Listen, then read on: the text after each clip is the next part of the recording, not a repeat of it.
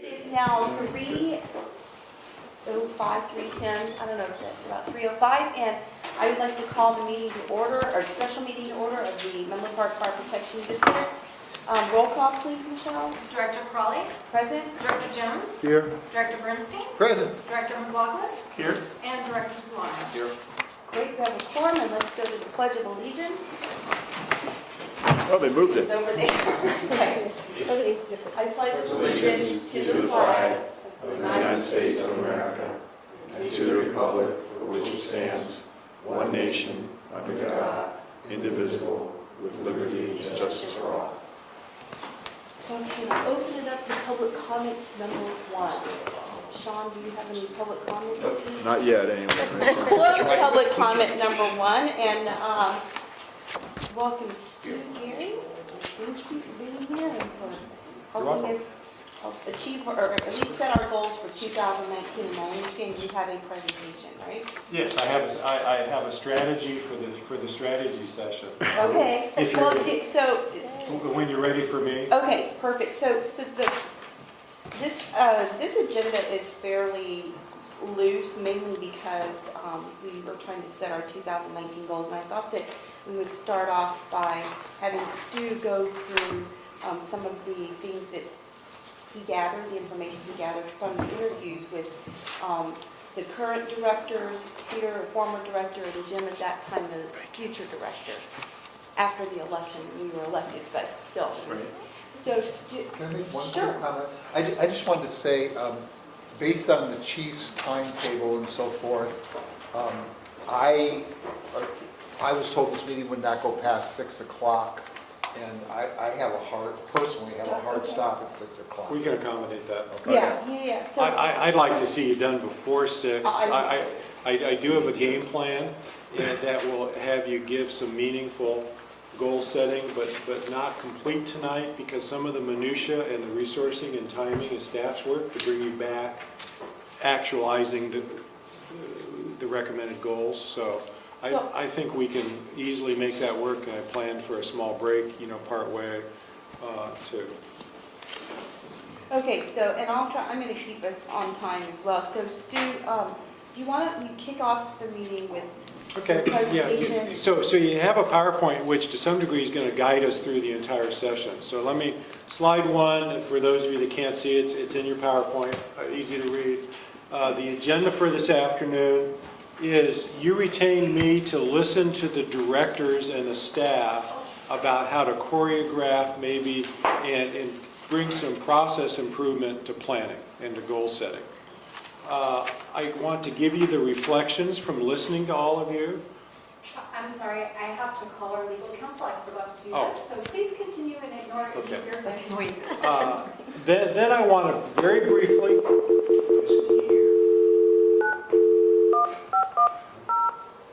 Is there a reason why he's not here?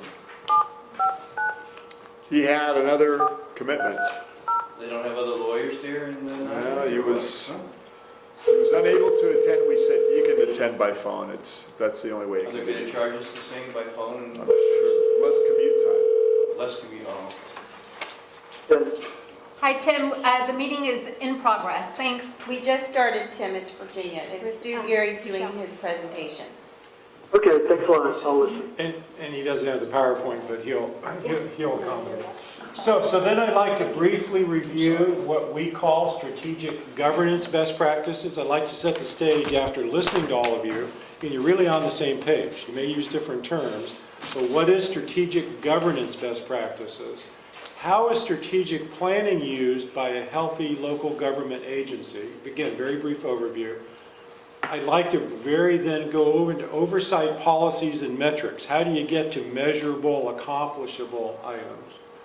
Briefly want to touch in a little bit more depth on the role of board subcommittees, because y'all gave feedback on that.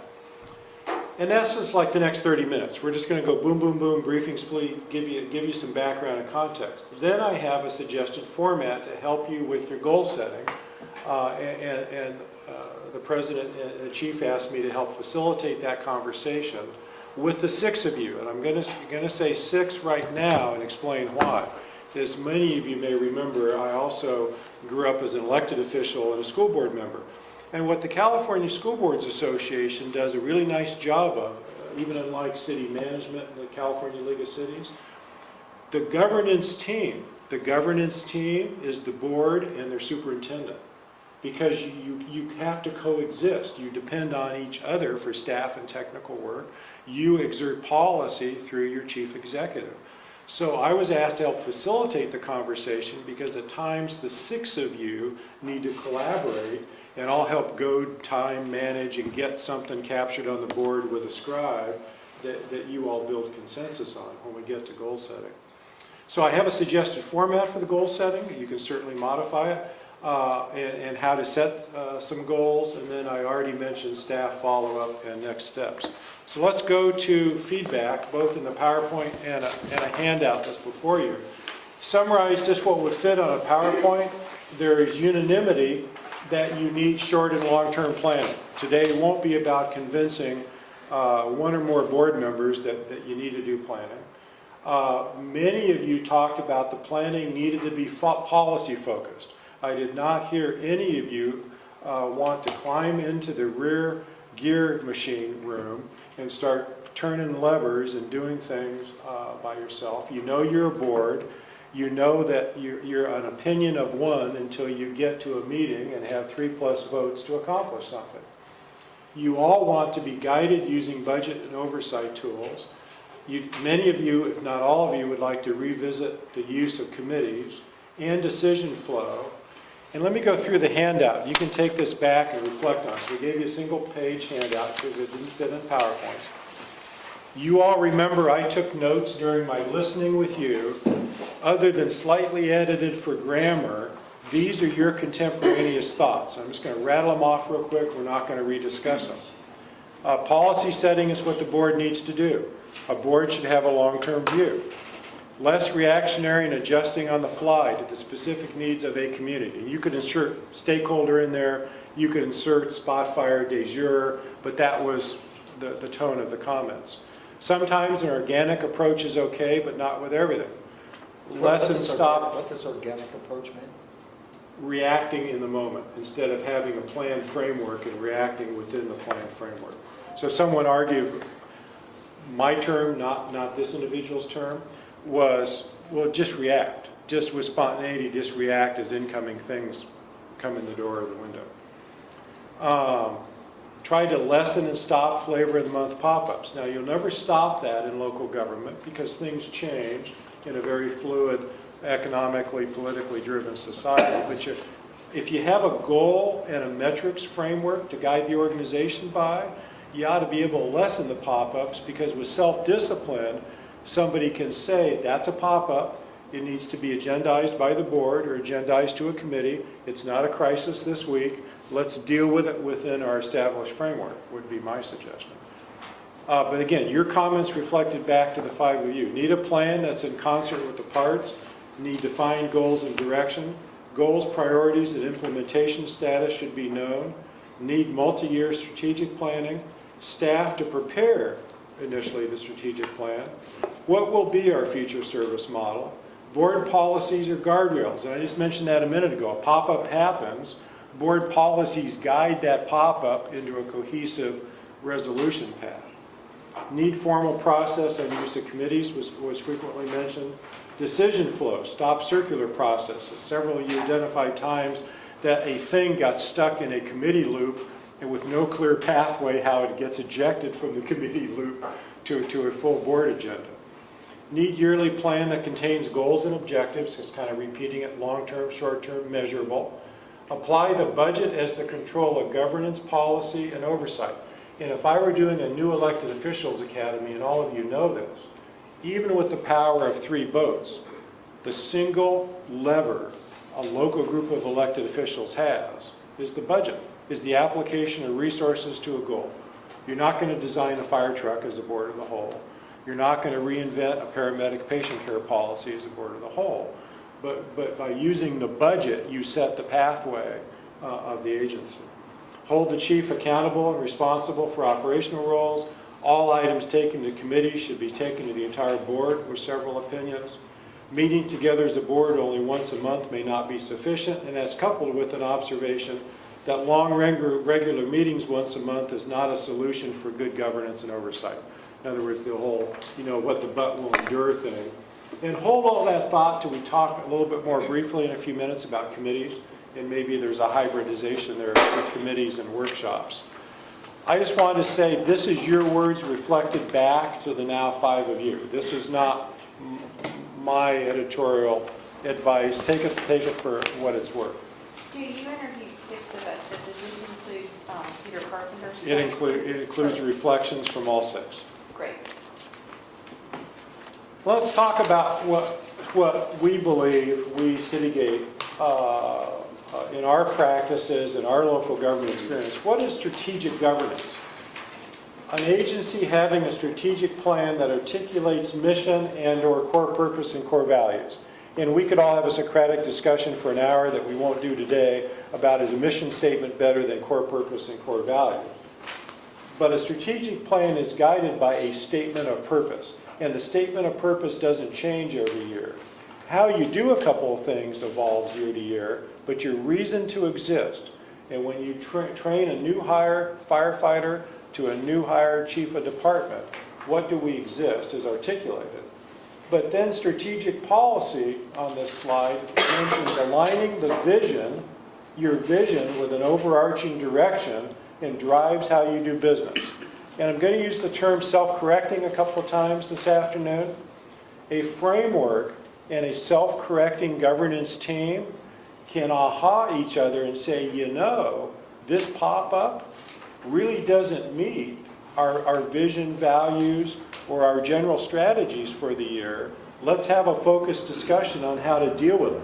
Or if somebody starts to do a one-off in a meeting, a healthy governance team can gently remind each other, hey, Jane or Sam, can we bring that back and put it in the process framework here and let staff research it and maybe it comes to a subcommittee or not? You don't always have to cave in to the one-off initiatives. If you're a healthy governance team, you talk to each other about how to process the pop-up. A strategic plan will have strategic policies with metrics, and the chief has heard me use this term. I am really big on metrics. An applied strategic plan has measures to it. You just don't say a goal is to do better at something next year. A goal and a measure is to say we're going to drop response times by 3% in the Acme neighborhood by the third quarter of the budget year. Goals have to be articulated, be measurable, and have an outcome. And you have to give staff the room to resource that goal. Otherwise, you're writing a blank check. You could be digging yourself a $100 million hole with a lofty goal that you have no ability to staff or finance. Typical strat plans for local governance include at least 4 broad themes of issues. Finance, expense oversight, and I'm going to decouple those two. When you talk about budget and finance, there are really 3 very different measurable things that I'd like you to consider today as you do goal setting. Finance has a reserves component and a fiscal health. It has an expense oversight component. Are you sticking to your budget plan? And it also, for a special district in particular, it has a cash flow component because your property tax receipts only come in twice. And you have to have cash flow or a float account at the county to smooth payments in between tax receivables. In more than one fire district, the Citygate's audited has gotten in fiscal dire straits because they didn't have the cash flow to pay the bills in between property tax installments. Very critical for Woodside Fire Protection District. There you go. So, if people say, what's strategic governance? To Stu, to Citygate, it's having a strategic plan with policies that articulate, for the most part, strategies that are always on the table. You tune them in annual goal setting and strategy updates, but you tend not to every year come up with 5 new strategies, gut your strat plan, and start over. The strat plan is typically a 3 to 5 year framework that you're doing business within. So that's strategic governance. Let's talk a little bit more specifically, the next slide, about strategic planning for special district. Well, what is it in layperson terms, for if there's an audience at home? You balance developing a long-term strategic objectives with annual budgeting and forecasting and day-to-day operational imperatives. So now this is the applied part of strategic planning. You have a strategy, maintain response times, just to pick an easy one. Your objectives are what? Well, what are your response time measures? If you know you have weak response times in a neighborhood, what specifically is your goal this year to try to correct that issue? What's it going to cost you in the budget? How long it's going to take to do it? And you end up with a resource plan. And a resource plan with an objective, measurable objective, includes humans, includes your staff time, and it includes dollars. So let's kind of back the clock up several years. If a strategic plan had said improve truck company coverage in the M2 district, an objective would have said, we need to we're going to study and get the funding for an apparatus, a crew, and we want to report back in 9 months as to the cost of a ladder truck and crew. And we hope to meet the objective 3 fiscal years from the moment we set it. Because staff came back and did the homework and said the timeline to do this, we can afford it here. We got to order the truck back here. We have to recruit, hire, and promote here. So they built the timeline. And over 2.5 fiscal years, you have a measurable, accomplishable objective that started with a deployment strategy, improved truck coverage in the Eastern Department. A strat plan for special district, also I'm going to keep using the word framework, has 3 primary roles: to establish board policies, to set significant strategic decisions, and to oversee the organization's activities. Your board really does those 3 things. Different variations of it, but those 3 things are what you got elected to do. Broad policies of operation, sets significant strategic decisions. Now, I'm not saying this or any other fire board would have, but let me just use somewhat of a flip, for instance. If you had set a strategic policy that said fire stations would never be fixed, they'd be pop-up tents and trailers and moved around as the community evolves, most people wouldn't like that, but that would be a strategy. Another strategy could be land acquisition is very difficult in this here parts, and we're going to have a strategy that we have some fiscal strength that when favorable parcels that are part of our fire station long-term strategy become available, we can react within market pressure timing to take advantage of something that otherwise would be out of reach. And you oversee, and you have to audit, you're elected, quote, hired, to oversee the organization's activity. Oversee is an important word. Compliance, metrics, your fiscal expense and cash flow plans. Oversee is not telling the training chief how to conduct high-rise firefighter training, for the sake of discussion. So just a reminder, if you were still thinking about where strategic planning fit. And the strategic plan on the next slide, as a leave behind for you, ties the strat plan directly to detailed business plans, operational plans, and budgeting. You set a strategy, you have 1 or more measurable objectives, they're given a timeline, they're given resourcing, and they deserve to be reflected in your budget. So when you adopt a budget in June, you should see your strategy, your goals and objectives, and you know that you've resourced them to be doable in the next fiscal year. And if it's a capital budget item that's going to take 5 years, that's fine. That objective is in your capital improvement plan, and you know your fiscally and staff time going to chip away at rebuilding fire station XYZ. Successful agencies, mine included in the past, and I really came to become a believer in this, and there's a term in continuous process improvement you may or may not have heard before. What gets measured gets done. We're all humans. We all tend to go with what's in the in basket, who's pressing our buttons this month. But if you tie strategic goals and objectives directly to senior management performance reviews and compensation adjustments, trust me, what gets measured gets done. So if board strategies and goals become objectives and tasks in senior executive plans, and compensation adjustments are tied to a successful annual evaluation, which includes a checklist of goals and objectives metrics, let me tell you, it gets done. In my old shop, a senior executive annual performance review from me to a subordinate ran 12 to 15 pages. And at the start of every evaluation period, my subordinates had an Excel spreadsheet with their objectives by 4 quarters of the year with resources. They were told, this is what, in addition to day-to-day business, here are the elected council's objectives as they fit your niche in the organization this year.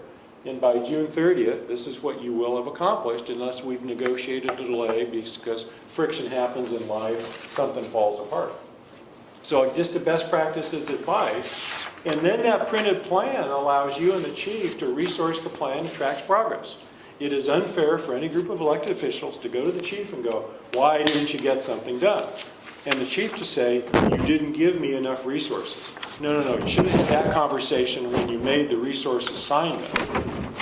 And then if the chief says, you gave me the resources, but the regulators got in the way, or we did a recruitment and couldn't hire enough bodies, well, that's a reasonable explanation. You then talk them through, the timeline gets extended.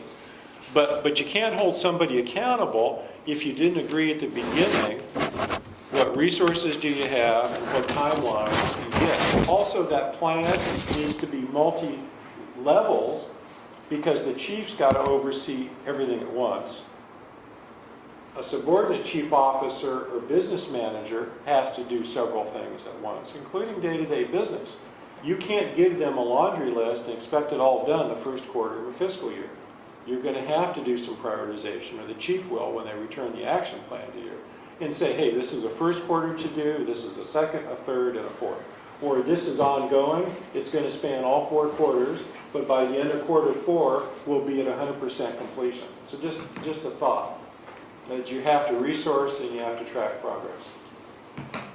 A strategic governance plan also has an annual cycle to it. Now, this is just a high-level draft suggestion from me for the 6 of you to refine, and I don't want to reinvent your whole universe. Some of this is currently at play. But you start off the year, as you're doing today, you could have, if the committees meet quarterly, I said if the committees met quarterly, in early January, the committees could meet and review second quarter metrics and updates in their oversight role. They bring, the staff brings updated metrics from the strategic plan, and then in January, the board, as needed, refines the goals for next fiscal year. So this is in the middle of the fiscal year, you're already refining your goals and objectives for, in this case, what you're doing, starting to do tonight, is for fiscal 19-20. You've already got stuff underway this year. You've got a budget that's being driven. Now, you could make a budget adjustment if some pop-up really gets in your way, but we want you in January to focus on what's the strat plan say in year 3. We're coming up on year 3. What do we need to resource and see in the budget?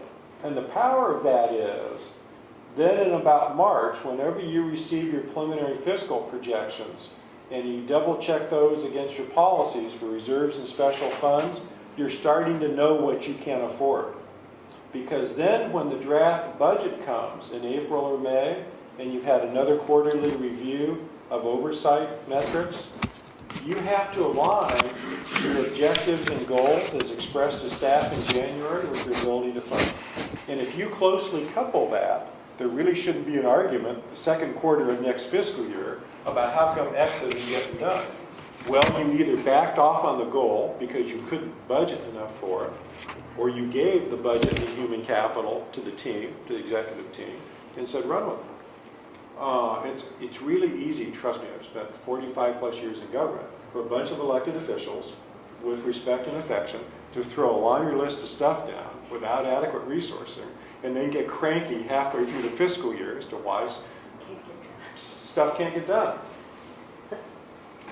So then you adopt a budget in June. Sometime thereafter, if the committees continue to meet quarterly, there's an end of fiscal year review. You get your end of the year accomplishments, fiscally operational metrics, and you evaluate the fire chief. And the fire chief's evaluation then becomes a retrospective review of the entire fiscal year. Your CEO, city manager, this is county CAOs, all kind of can reflect this cycle. And then your goals, as expressed in the budget by them, are the fire chief's goals and objectives for the coming fire chief evaluation cycle. And again, everyone's on the same page because the fire chief's been given a brand new budget in July that you all articulated your goals on, and there was a balanced budget, and everybody knows where you're going to spend your money. So that would be Stu Citygate's perspective of some kind of an annual cycle, and then in October, if again your committees continue to meet on a quarterly basis, the committees can do first quarter update metrics. Let's talk about metrics and health criteria. You have some today, I'm not saying you don't, but here in a good governance sense, when we go in and performance audit healthy agencies, and they have a strat plan, they have goals tied to budget and to revenues. This is what we find they're keeping their eye on. And I call them, being an ex-paramedic, I call them health criteria, call them vital signs, I don't care what you call them. But a set of measures. And obviously in an emergency services organization, response time is one. Another critical one for the board is employment levels. If you're not maintaining recruitment and retention, why not? So a health check is, are we maintaining our head count? Do we have succession planning? Is the recruit academy going to start on time? Do we have unexpected retirements? Think about those things. Apparatus uptime. A lot of agencies, in fact, I'm about to do a performance audit for a really large one. And one of the first performance audits that's risen at the top is apparatus in shops. And they've got an uptime challenge in keeping apparatus on the street. Well, you can get an uptime report from fleet maintenance and say, not only are we buying them on time, do we have a fleet replacement plan, which you do, but how do you know that the shop's keeping up with wear and tear last week? You're not running reserve rigs ragged. And maybe the chief's a little too embarrassed or hasn't gotten around to telling you. Quarterly expense flow. That's the expense oversight of the budget. You've got a fiscal committee. Semi-annual income flow. Did the property tax receipts meet the projections? Remember, your budget's based on projections. Well, did the October, November receipts meet the projection? If not, what's the delta? Look at your cash flows. I've already talked about that. Stress adherence to your fund-bound policy. By the way, you asked me to review your policies. You have the procedures manual, which is just the laundry list of how to do business as a board. Everyone's got one of those. That's fine. One of your most important standalone board policies, you have a very good fund balance policy. It's multifaceted. It goes on for several best practice pages. I would think on strategic planning and goal and setting, you would be well served to have a couple of more companion board policies, and that's the framework on planning and goal setting in use of committees. This new board can reach consensus and publish. Don't be afraid to publish a couple of policies as guardrails. And then I talked earlier this afternoon about being a self-correcting governance team. You can use a board policy to rein each other back in gently. Hey, you know, policy 3 says when this issue ought to be run through the gauntlet this way. Oversight means metrics adherence to debt payments. I don't know if the district has any debt, but let's say you did. Wouldn't you want your CFO to be telling you if we're making the bond payments on time? You know, just simple things. Adherence to capital improvement projects. Hey, chief, how's the budget going on station, X? Well, the engineer's estimates have come in sky high, and we're now into value engineering. We somehow have to reduce the cost of the building before we go to bid because the cost of steel is just shot us. Whatever. That's how's the capital improvement expense to projections going. And the guise of all this is no surprises, governance team to each other, chief and board and public. And by checking a few vital signs periodically, you avoid surprises, right? You don't need somebody coming in out of the blue and say, oh my gosh, we run our reserve fire apparatus ragged, we went short of mechanic too long. Role of board subcommittees. Here's just some observations of mine, and I think this is a conversation you can begin tonight. You don't finish it today. Healthier governmental organizations of your size would have fewer committees meeting less frequently, in all honesty, because the committees should not be doing original work. They're there to reflect oversight, A. B, they're there to reflect in-depth study of a new complex issue that you've delegated. So let's say you're going to go do bond financing for the first time for a fire station, and you've never done it before. Well, the chief and the bond counsel and legal counsel would probably say, you know, the subcommittee ought to have a couple of sessions on the pros and cons of bond financing and underwriting and safe fiscal responsibility on how much debt to carry. And the board could go, yeah, let's assign that to the finance committee. Finance committee come back in 2 months and help us understand bonding. I came out, as you know, both school board and local government. The committees in local government tend to be regional. They don't tend to be internal. And the internal committees are rare pop-up items, typically designated by a mayor or a strong or weak mayor form of government. But what cities do a lot of is 2 2-in-1 briefings. So if there's a big agenda issue coming that needs in-depth study and explanation before you get the final on-camera report, go brief the members 2 2-in-1. Let them ask questions, let them point out where they think the staff work is a little thin, and then you can go deeper, faster as a board of the whole.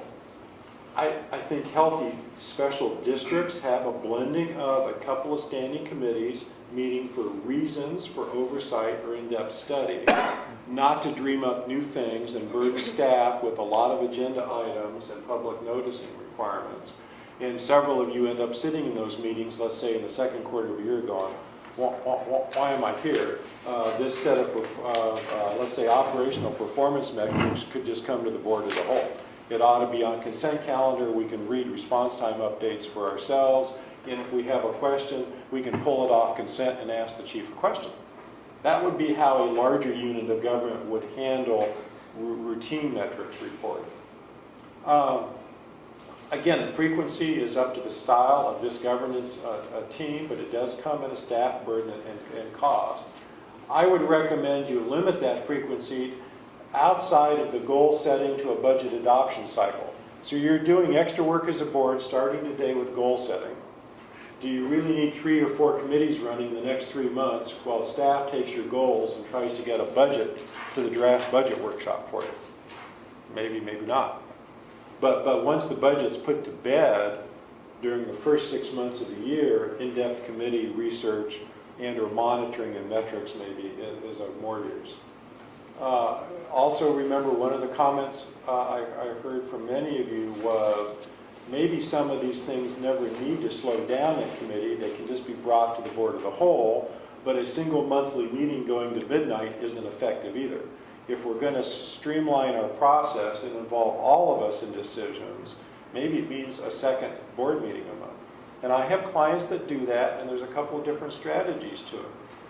One meeting of the month could be workshop only, non-binding decision. Maybe you put a consent calendar on it. You blow through consent calendar items and only agendize 1 or 2 meaty things for study.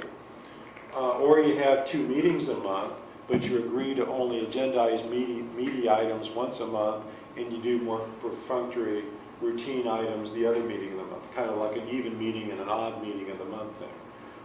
Be strategic about how you deploy your meeting time. Just don't fill up the agendas endlessly and say, why are we always here till midnight?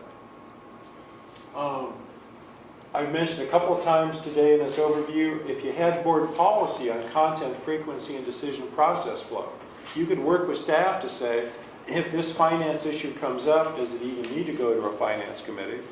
If so, I think from any one committee, it ought to come straight to the board of the whole.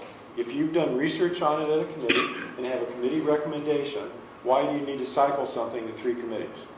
Because then somebody in that cycle is going to feel it has to cycle back because they're stepping on member so-and-so's toes, instead of just saying, look, finance looked at it once, finance has forwarded it to the board with some kind of a qualitative statement or recommendation. Again, the 6 of you can dialogue over frequency, but if you have that conversation, I've suggested you do, write it down and try to come up with a process flow that says these things come to committee or don't. And if they come to committee, they come once. If you want to allow committee 2 times, it's your board, not my way or the highway. But at least write it down and diagram it so everybody knows the rules of engagement.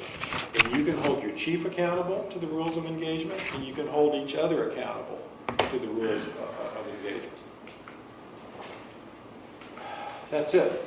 Probably a little too soon for a break, so let's push on to the goal-setting framework. Actually, let's stop. Yeah, so- Yeah, let's have a conversation about me rattling on for 30 minutes. Robert? Yeah, there was on the last page that we looked at, you talked about committees meeting less frequent a year, and then you mentioned something about determining, I guess my question was, how should we determine what committees, standing committees or regular committees the board should actually have? I mean, one enough or two, or is it targeted around specific areas that the district is focusing on in the future? I think, off the top of my head, I don't know everything, I know quite a bit about your district. I think there are really only two standing committees that maybe need to meet quarterly for oversight, and that's human resources and fiscal. Because those are the big things that drive organizational success or quickly drive you into workers' comp, personnel, legal stuff. I think the third committee could be special projects, and while you're preparing a strategic plan, it could be a strategic plan input advisory thing, but you don't need a strategic plan committee once you have a strategic plan, for example. So think about what you're assigning of work, and if it's a fixed thing, call it by that name, put 2 members on it to work with staff, be your deep researchers on it, and then sunset it when that big thing is over. So maybe rebuilding the stations or whatever. I mean, I think you just need to talk about, is there really a reason for the board of the whole to spend time at a subcommittee level of effort to you and the staff to public notice, keep minutes, the whole 9 yards, on something that's hardwired in the budget, the chief has measurable goals on, and it's part of your adopted strategic plan, once you have an adopted strategic plan. I think there'll be less confusion if you have a couple of oversight committees and you tell staff, now if something weird happens fiscally or human resources, call a special meeting. Yeah. And if it's that weird, I would suggest to all of you, if it's closed session material, if it's some shocking, legality thing, you do what you do today, you call a closed session and confer as a board of the whole with your legal counsel. You don't need to go have the subcommittee confer with legal counsel on behalf of the other 3 of you. So that's maybe a long-winded answer, Director Jones, but just, I think about what you really need to delegate for routine special committee work. And 2, 3, and maybe you set quarterly, but you skip 1 quarter, and that quarter would be this goal setting to budget prep time when staff's otherwise pretty busy. They're trying to get into the 4th quarter of the fiscal year, get stuff done at the same time they're doing a budget. And if they have no new business for the standing committees, let that one slide. They could make that discretionary. Meet 3 times a year, and then otherwise as indicated by the chief executive officer or legal counsel. Just my opinions. I'm not trying to. No, and I think tell you what to do. it was a fair question because this represents a difference in what we've currently been doing. As you know, I mean, we have a lot of committee meetings, which then generates packets and staff work. And, sometimes to actually get the work done, Yeah. it's hard because we're chasing the meetings. Yeah. I mean, we're perpetually meeting and it's, and then in between trying to actually get substance done. So, I mean, when Stu and I talked about this, I mean, we've been doing, I went back and I sent him 10 years ago what the board was doing, what were the goals. Ironically, they're some of the same goals that we have today. Now, we've gotten a lot done, don't get me wrong, but at 10 and 5, and then most recently, there's a theme in there, which is, is it that those things are so elusive, or is it that we just, maybe it doesn't change that much, or is it that we're just not as efficient as we could be if we just did it a different way? Or what was called a goal is really just an ongoing Right. That's level right, of fair effort point. issue. A goal is measurable. It has a timeline and resources, and has a sunset date. goals are not your routine business. We all know from your mission, vision, and values in a strat plan or something that's a board published, adopted thing, we exist to do the following: keep fire stations, deliver firefighting, first responder, EMS, tech special rescue. We run a healthy business organization. We take care of our employees. You need to write that down as chief's goal every year.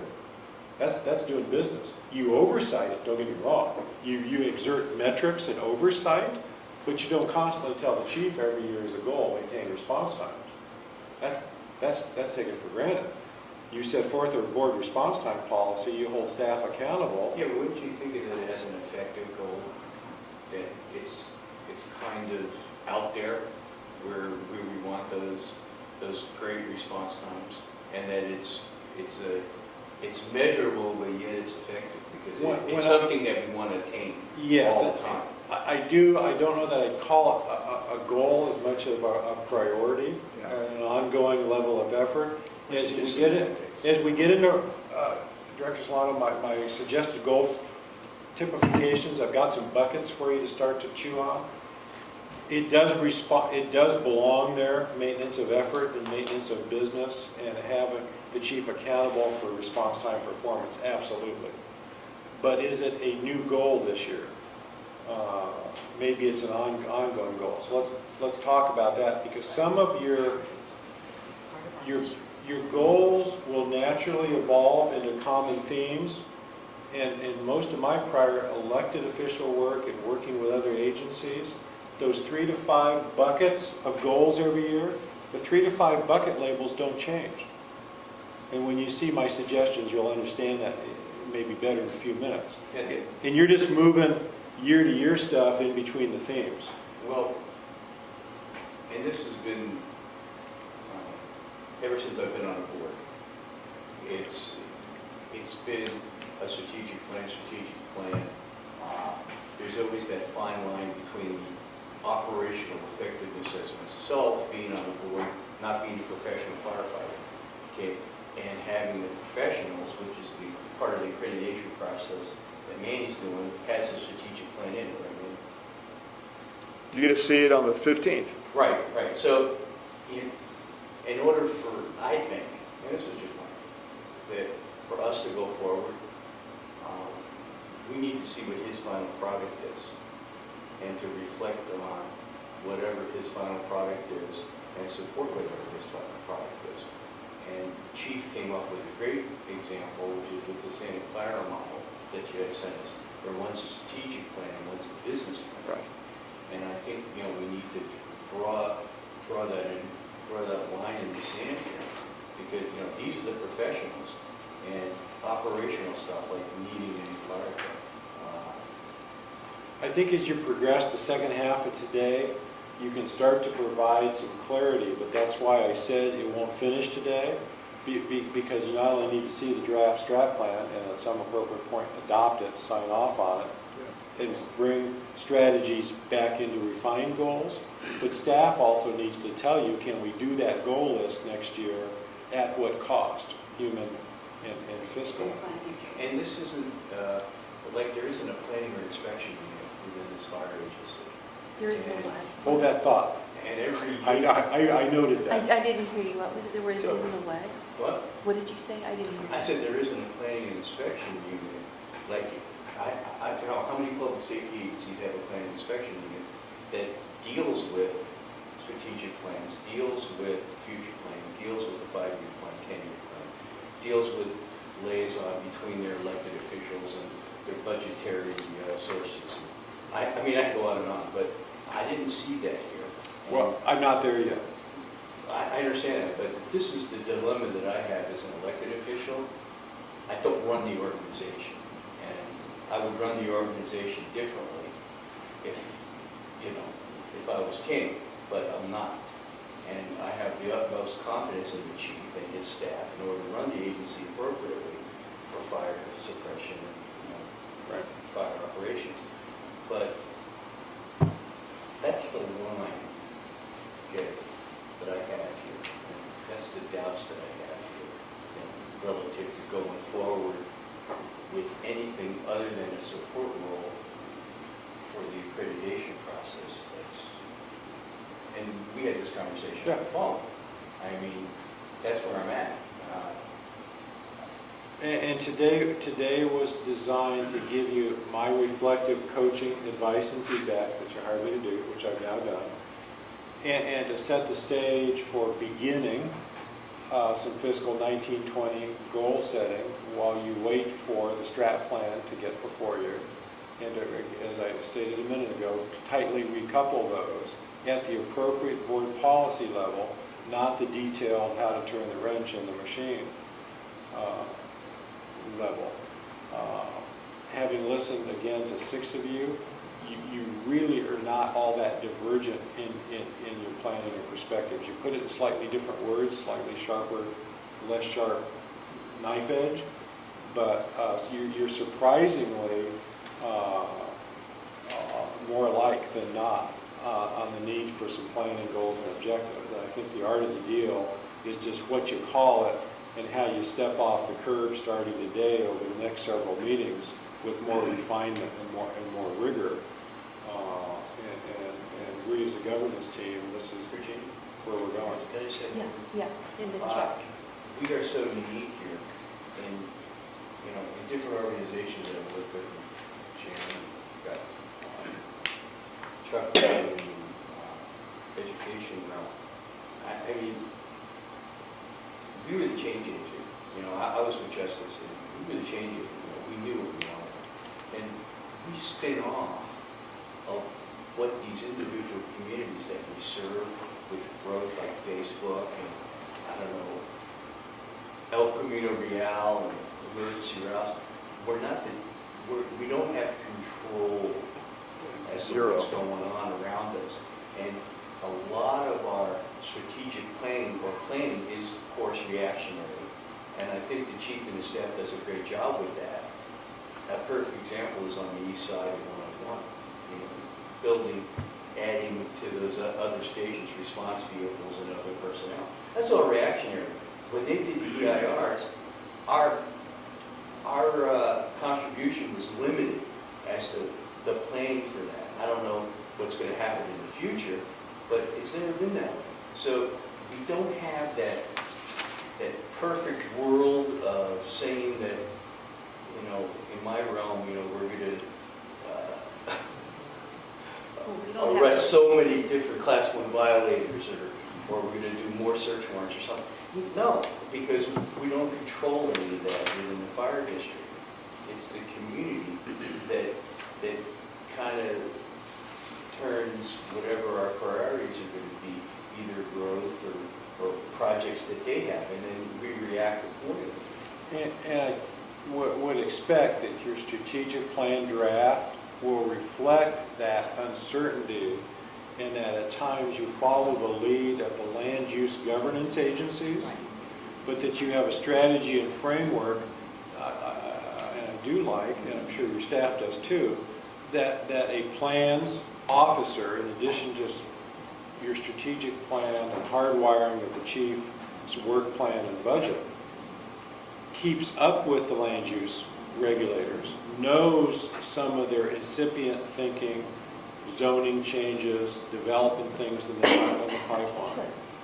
And it well may be that a strategy of yours is to stay in concert with it, and when the dust settles, then work that technical impact through the district's framework of designing services or adapting services to meet this new reality, so you don't just ignore it for 3 years. But you also know there comes a point in time that until the land use entity sets it in cement, you can advise them and they can listen or tune you out. It doesn't matter until they set it in cement. And then your strat plan framework has to say, okay, you know, Acme's going 30 stories high. We now have to have a goal this coming year of saying under our strategy of deployment services, how we're going to redeploy. Chuck? Well, I wanted to follow up on Rob's point. I was going to ask the general question, how does an organization whose primary product is response deal with some of this advanced planning. You know, most of what we do depends on acts of God or fate or whatever it might be. But let me be more specific. All of our senior executives in the organization came up through the ranks by being excellent at response. Something comes up, react. Something comes up, react. How do you work with an organization where the expertise is reactionary, but the need as you move up becomes different than that, anticipating need and so forth? I think let me say two things. First, not to be dismissive. You have preventative public education efforts underway. But not by the firefighters. When you see my suggestions on some goal-setting topics, and hopefully, and I haven't even seen the draft plan, I think the whole non-emergency response lines of business you do have deserve their rightful equal strategy and goals and objectives. So I think, back to what I said earlier today, what gets measured gets done. If you don't have a preventative public education strategy and some measurable goals and objectives, inertia will take resources and time away from doing some of the other things that you do exist to serve the public with. So that's just one strategy, that everything has to be heard and resourced and balanced. And I am increasingly finding my clients, by the way, out of the recession, they can no longer afford to add more emergency responders. And they cut preventative and public education staffs in the recession, right? To keep cuts furthest from emergency response times. And now they're doing the figurative head slap going, that's the thing we need to restore. We need to have engineered, safe, educated communities, because as traffic gets worse before it gets better, and when I say gets better, driverless cars, yada, yada, nirvana, you can't pay for enough firefighters for a small number of actual fires and have fire stations half a mile apart. I don't have a client in the Western U.S. that they any longer can fund that strategy. So the new strategy is what are some of the other public service coping mechanisms we can put in. But did I answer the question on? I had one more specific question, very specific, because the press talks about it a lot. I was just interested in your professional opinion. What do you think of overtime as a metric? It has to exist within a policy of knowingly constant staffing or slightly overstaffing. So overtime fundamentally is driven by the need to keep fire crews at a minimum size 24/7, 365, right? So if the board policy is to maintain X number of crews to support this response time for risk-driven, healthy outcomes, 24/7, 365, you have to have a guaranteed minimum head count, 24 hours a day, 365 days a year. How do you deliver that? Because people get injured, they take sick leave, they need vacation, they go to court, stuff happens. You can put a minimum number of employees on and backfill every absence with overtime. Or you can overstaff each platoon slightly and have a set number of people take some vacation and sick leave before overtime is utilized. Agencies ought to go through a cost per hour and an impact on humans calculation. So if overtime is less expensive than a fully burdened employee, including, by the way, personal protective equipment, insurance, total cost to be on the payroll, not just what you pay Sam or Jane. Pension benefit. Yeah, all that. If overtime is cheaper per hour, that gets you to one check yes for constant staffing. But then you have to say, are we a big enough department that there's always enough off-duty people to take the overtime, because I have to fill 4 slots every day with overtime. That's just my historic vacancy rate for legitimate reasons. If the board enacts a constant staffing policy to use overtime that way, then you talk to the public about that is our policy. It is a more cost-effective way to run the organization. You can't look at the W-2 and say, oh my gosh, there's too much overtime, when most of that overtime is not discretionary, it's backfilling your minimum headcount. Or if you look at the amount of overtime per person and say, wait a minute, Stu's going to work too many overtime hours a year, that's inhumane, it's unsafe, then you overstaff. Then you say, well, our minimum platoon staff is 30, just to pick a number, and well, we're going to overstaff 4 and run a platoon of 34 and let the 4 absorb vacation and sick leave and keep the overtime burden a little lower on Stu and Jake. But you have to have a policy, and then you can articulate the business case for your policy with your stakeholders. Maybe a longer answer than you wanted, but that's what you have to do. Otherwise, you will end up front page news and rock throwing with misinformation and not understanding that the overtime went to keep the station staffed for legitimate reasons, not that you were off doing X, Y, Z, some pet thing. We get beat up on that one because, as you know, as a district, we don't have all the other positions a city would have. So you have safety personnel getting a higher rate of pay and compensation, so you end up, you know, singled out, I think, a lot of times because of your structure. Chair, Yes. one last kind of follow-up on the original question. We, here, I think we have, what, 4 committees? 3 standing, the ad hoc board policy. Can you speak up a little bit? No, I'm sorry, We it's have 3 the standing, Human resource. 4 standing, strategic. That's 4. 4, yeah, Four. with strategic plan. Finance, strat, and right, HR. E-prep, E-prep. Yeah. right. So to try to get to a evaluation of whether those committees should be reduced by 1 or 2 or increased by 3 or 4, what process should we go through to try to get to that conclusion? Is there A couple of things to consider.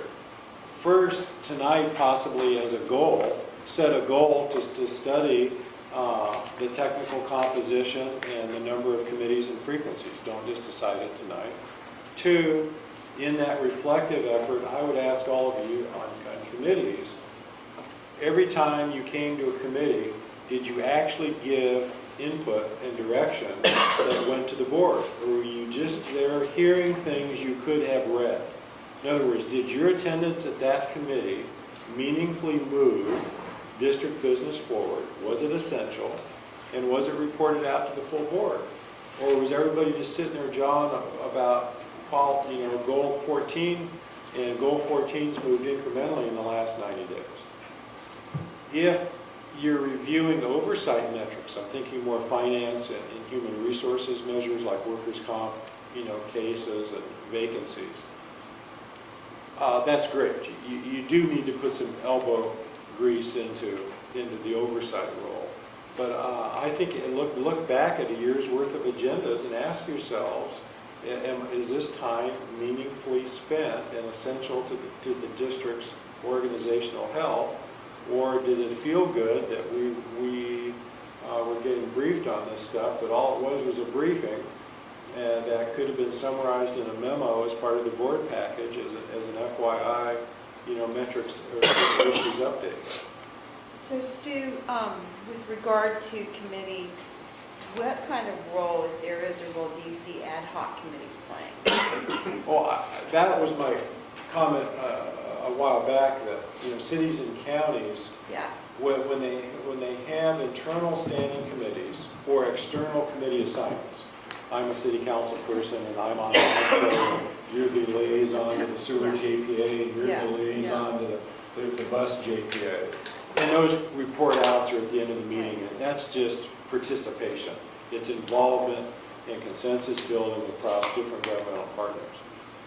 If you're on an internal committee, you're typically reporting back to the members of the whole. Okay. Kind of an We interesting, used to have that facilities ad hoc committee, that's why, which is no longer a committee. I- I was just wondering, I think if you set a policy up because we don't saying, have regional saying, things like that. is this so, extraordinary is too high a word, is this so complicated and new that it needs elected official briefing and tentative input, because there's only two of you, That's right, that's right. before it comes to the full board. So if you publish a couple of litmus tests to create an ad hoc committee, so let me describe how a normal suburban or small county board would handle, how do we get to an ad hoc? You mean a special district board or a county? Anybody, just something this Well, I size. don't think that you can compare a city council to what we're doing. It's a very different. On ad hoc, on use of ad hocs, let me, yes, I can, so let me Okay. explain. You have a standing committee thing. A pop-up happens. When a pop-up happens, a healthy governance team doesn't let one person go to the chief and start action. That's right. So there has to be a framework for the board of a whole to agree on something. So that's when you see on most agendas, county, city, special districts, don't know about yours, matters initiated at the end of the meeting. Under matters initiated, any one member can, when it's their turn, say, you know, I became aware of something blah, blah in the community. I'd like a report on it. And if they can get 3 people to support that, a report could be issued by staff. If they'd like it agendized in 2 meetings, it takes three yeses to get it placed on an agenda. And if you can't get to 3 on it, the pop-up fizzles. Or with chair's prerogative and leadership, if the chair says, wow, this pop-up's really complicated, chief, or do you need to do some homework on it, or legal counsel? Chief, legal counsel say, you know, we need to do some research on it, and probably ought to have some elected official participation in the research, then you make it an ad hoc. So you kind of know the ad hoc, it hits you with the weight of the issue and staff saying, we need to collaborate and do some tech work. We just can't put that in a Friday package memo to you, and we can't just agendize it next meeting because it's not cookie cutter. And then 3+ of you encourage the chair to say, you know, I hate to burden my calendar with another meeting, but maybe we better ad hoc this for 1 or 2 meetings until we can come to the full board with a recommendation. That's where I think you overlap with typical government. You don't overlap in that cities tend not to do it. Small cities don't have a lot of finance, HR. The oversight role is more done through staff and regular meetings. Thank you. Harold? So this is the first time since I've been the chief, but I think even before that, you don't have anyone on the board that goes back to the creation of the committee structure, the board policy manual. So in some ways, I mean, you can reinvent things because there's no legacy piece where someone's going to go back and say, well, it was constructed this way, and they have, you know, that tie-in. I mean, I'm not saying it's bad, don't get me wrong, but I think what's happened, and Stu and I have discussed this, is the way I've been patterned since I became the fire chief. This is the way it was structured. I can tell you, just going back, looking at 5 years ago, there are different ways to do it. It's just a matter of, is that what you want to do? I mean, that's, I think, a big part of this, too. We can do the standard goal setting that we've always done, and, you know, and run things with committees the way we've done them, but do you want to change the structure? Do you want to change the overall way in which business gets done? I haven't seen that yet. Maybe we will, maybe we won't, but, you know, it goes to efficiency and how the organization gets run, too. Okay, any other comments or questions? Chuck? Okay. Robert?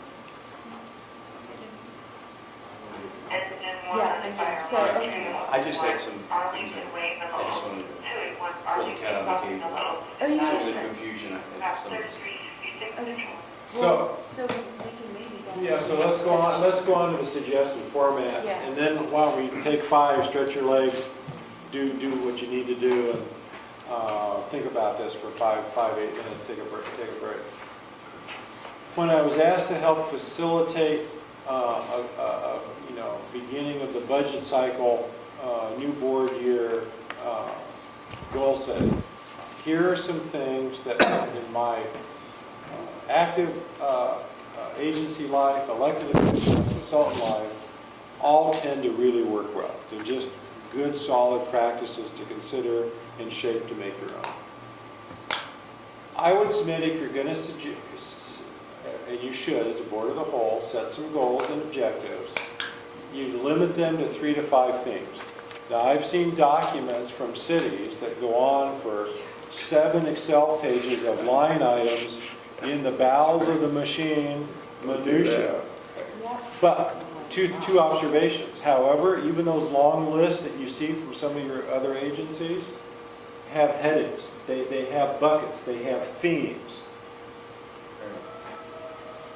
A lot of them also were routine business that weren't measurable with end dates. They were just a list of issues flowing through the system. And I would submit at your level, if you end up with a list of 27 issues, just to pick a number, it is a lot of meeting time, a lot of effort to find out what's on track and what's slipping. Policy is more macro than that, in my experience in government. Successful policy is higher level than 27 things. You then could target 3 to 5 goals per theme. Now just think about the math for a minute. If you went with 5 themes, and if you went with 5 measurable, articulatable goals for fiscal 1920, you just created a to-do list of 25 items, which is a lot. And probably most of those are not ongoing, right? They're special focus, measurable commitments. So 3 to 5 themes, 3 to 5 goals. The goals should be measurable or at least define an end state. Now this is where Director Solano and I were talking about. Could you have a goal of maintaining response time and customer service per your standards of cover plan or your strategic plan? Yes. You can list an ongoing thing and expect metrics. If you come up with goals tonight that you can define a measure or an end state, return them to staff for resourcing and suggested accomplishment dates. So lay it out there tonight, get 3+ votes to get it on the list, and then let staff bring it back to you with a work plan that you would then adopt. Your next question might have been, as I thought through this, well, wait a minute, we're a brand new board, we're halfway through a fiscal year, what if we want to set some goals for the next 6 months? Well, you have work underway. You could reinforce with some short-term goals, completing the strategic plan, updating the standards of coverage, pursuing accreditation, and God knows what else, a facility, an equipment purchase, stuff that's in the budget that you want some periodic reporting and updating on. I don't want to limit you saying, from here to July, what do we do, Stu? Well, you have an adopted budget, you have a list of things flowing through. If you want to reshape this next 6 months of the budget, that's the board's pleasure.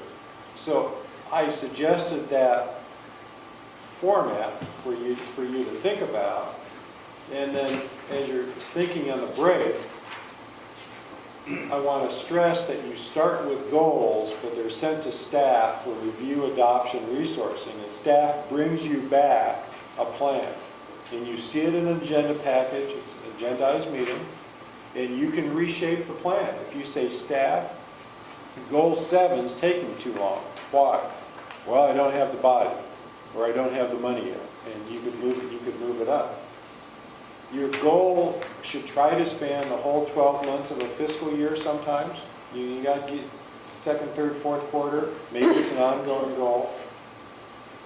And think about how you can include those goals and objectives in leadership evaluation. So we did, sorry, I'm done. Obvious question, but the theme that you were making reference to, what consists of a theme? Okay, well, let's do that before we take a stretch. Next slide. I think a fire district's planning, goals and objectives, and oversight, everything we've been talking about in the first hour, falls in these 5 buckets. You provide emergency services. You should be providing, and you are resourcing, community safety and preparedness, prevention, pub ed, etc. You ought to be planning for your future. That's planning, that's strategy, that's keeping up with the land use approving agencies. You have to have fiscal responsibility. Ultimately, you're accountable to the voters for the spending of their money. And you ought to have something, I think, healthy organizations reflect employee relations. Now, maybe you want to call it personnel, call it human resources, call it human capital, but you're a people organization. People deliver services. You're not just here passing through tech work. You don't have manufacturing employees on a manufacturing line. But 80%, probably larger, 85% of your budget's human. Yeah. So, yeah. so do you want some goals and a strategic plan strategy around employees? And I think in a fire district world, I don't care how many to-dos you come up with, I bet I can fit them into those 5 themes.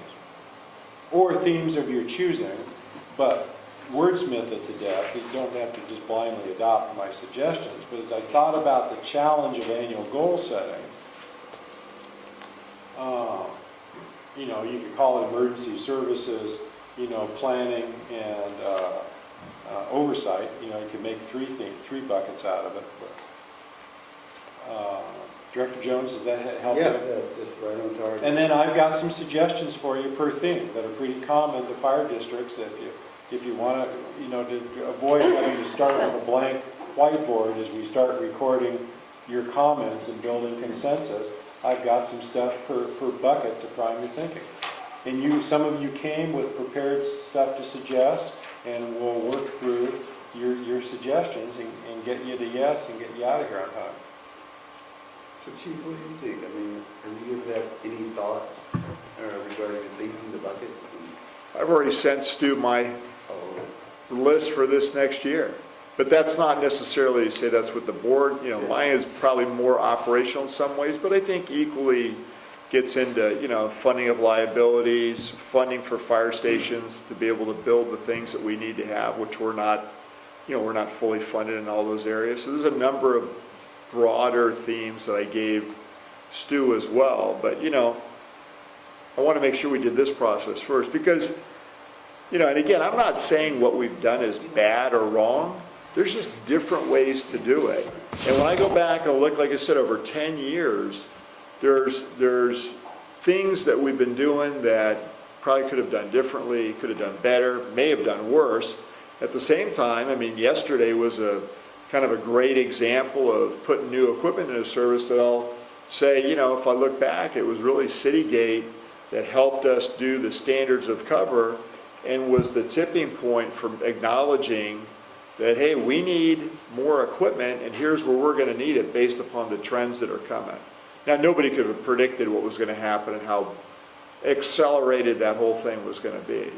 But, so maybe we weren't as good at times of doing a strategic plan or some other things, but I think an SOC, a standards of cover assessment, those are powerful documents only in that when you do those, it gives you things that you can then go out and they're actionable, right?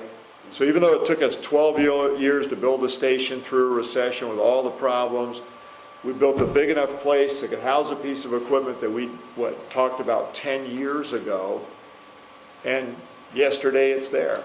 It took a long time to put all those things in place, but it starts with it being more formal study, research, recommendation, and then having that be a goal, which it was for the organization to do that. And there's many more that we can do. And I think to the long term, nothing happens quickly. And we've been deterred by a major recession, significant labor strife. Think of these as things that we had to overcome. And then just the dynamics of, I don't care what we did, you can't put something in a building that isn't able to house it, right? It's too small. It's not set up for that. There's not enough bedrooms. The workspaces aren't big enough. So we can talk about, and Stu did a nice job because he's driven around with me like some of you have and seen the problems and understands as well as most do that we're not going to solve some of these issues. We're not going to solve Willow Road. We've been trying for 10 years to solve Willow Road. They're going to build an overpass across 101. It's going to have 4 bike lanes and not an emergency lane on it. And they're not going to change that. So what do? We fix what we can fix, which is change what we're doing on the other side of the freeway. We're going to be in the same position here, quite honestly. One of the things on my list is this whole rail issue is going to come to a head at some point. Electrification, high speed, less crossings, and it's going to bifurcate the district, no different than what's going on with Highway 101 and 3 limited crossings to get across. Once they start eliminating crossings on that rail system for us to get through, and we're 20 plus years on even trying to get a grade separation at Ravenswood, the money went to Holly Street because they turned it down once before. I mean, that's going to change what we can and can't do, you know? So that's going to affect how big, where, and what we're doing. You know, it's just an example, but so what do I think about all this? I mean, you know, we've had a lot of discussions. We've worked together for many, many years on different projects here. That's why I asked Stu to come in and suggested he'd be the right person to do that, because he's doing this all over the country. And like I said, I was patterned when I came in as the chief is the way in which the board approached business. You have an opportunity now where everybody here was never involved with the way that was done, setting it up. You could change it. I mean, I sent you today, maybe you haven't seen it, the way that Menlo Park does it. Don't get me wrong, I'm not subscribing to that. Stu hit it. You know, that's I just didn't say Menlo Park. Okay, but it was, I said that to you too. But it's a good example of maybe too much. Do you want to have all these community meetings, or do you guys, Director Crawley and I just discussed this the other day, or since you're the elected representatives, you know, that's who the public entrusted to make some of these decisions. So where's that line, right? Because Menlo tends to elect people and then say, well, you know, do we have the political will or the clout, or do we want to take the risk of, you know, angering people? We'll say we want to do this, but then we'll push it back to the voters, as an example, right? So, I mean, you know, that's a debatable item for you in terms of community involvement and engagement and the other jurisdiction, all those different things. But, you know, there's a lot of different ways to do what we're doing. And I don't think, sometimes I think you've said it and seen it because you've served in a different capacity as well, that we're always as efficient as we can be and we're as productive as we should be. And I know that frustrates everybody on this board at times. It frustrates me. I mean, and it frustrates the staff, because nobody wants to chase meetings with more meetings of packets and information where you never have time to actually do better work, right? I mean, if we don't give you better work, that's a different problem.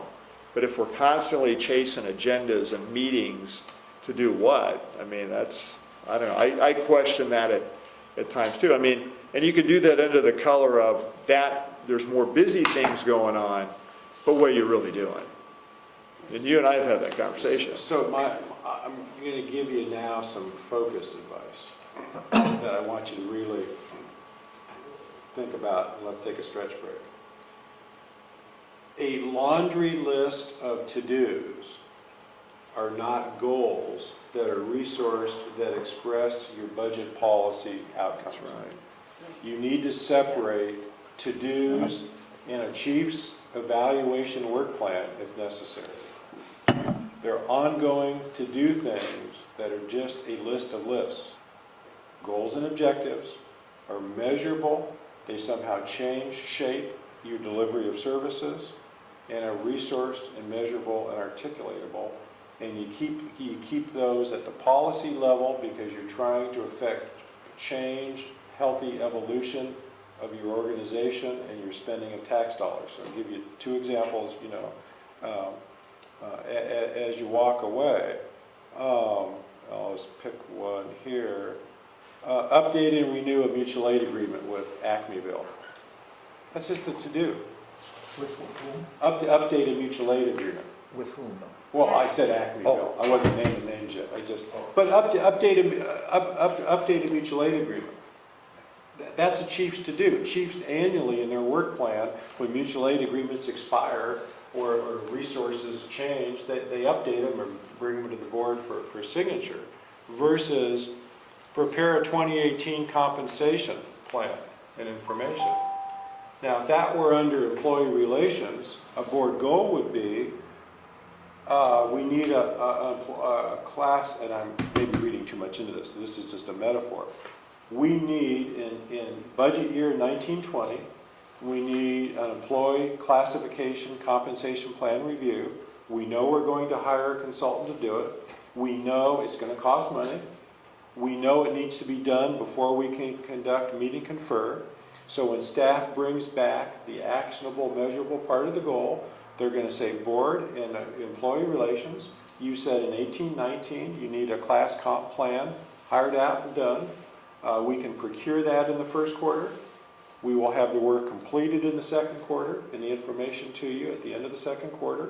We can then make employee bargaining unit agreements for the bargaining we have to conduct in quarter 3 and 4.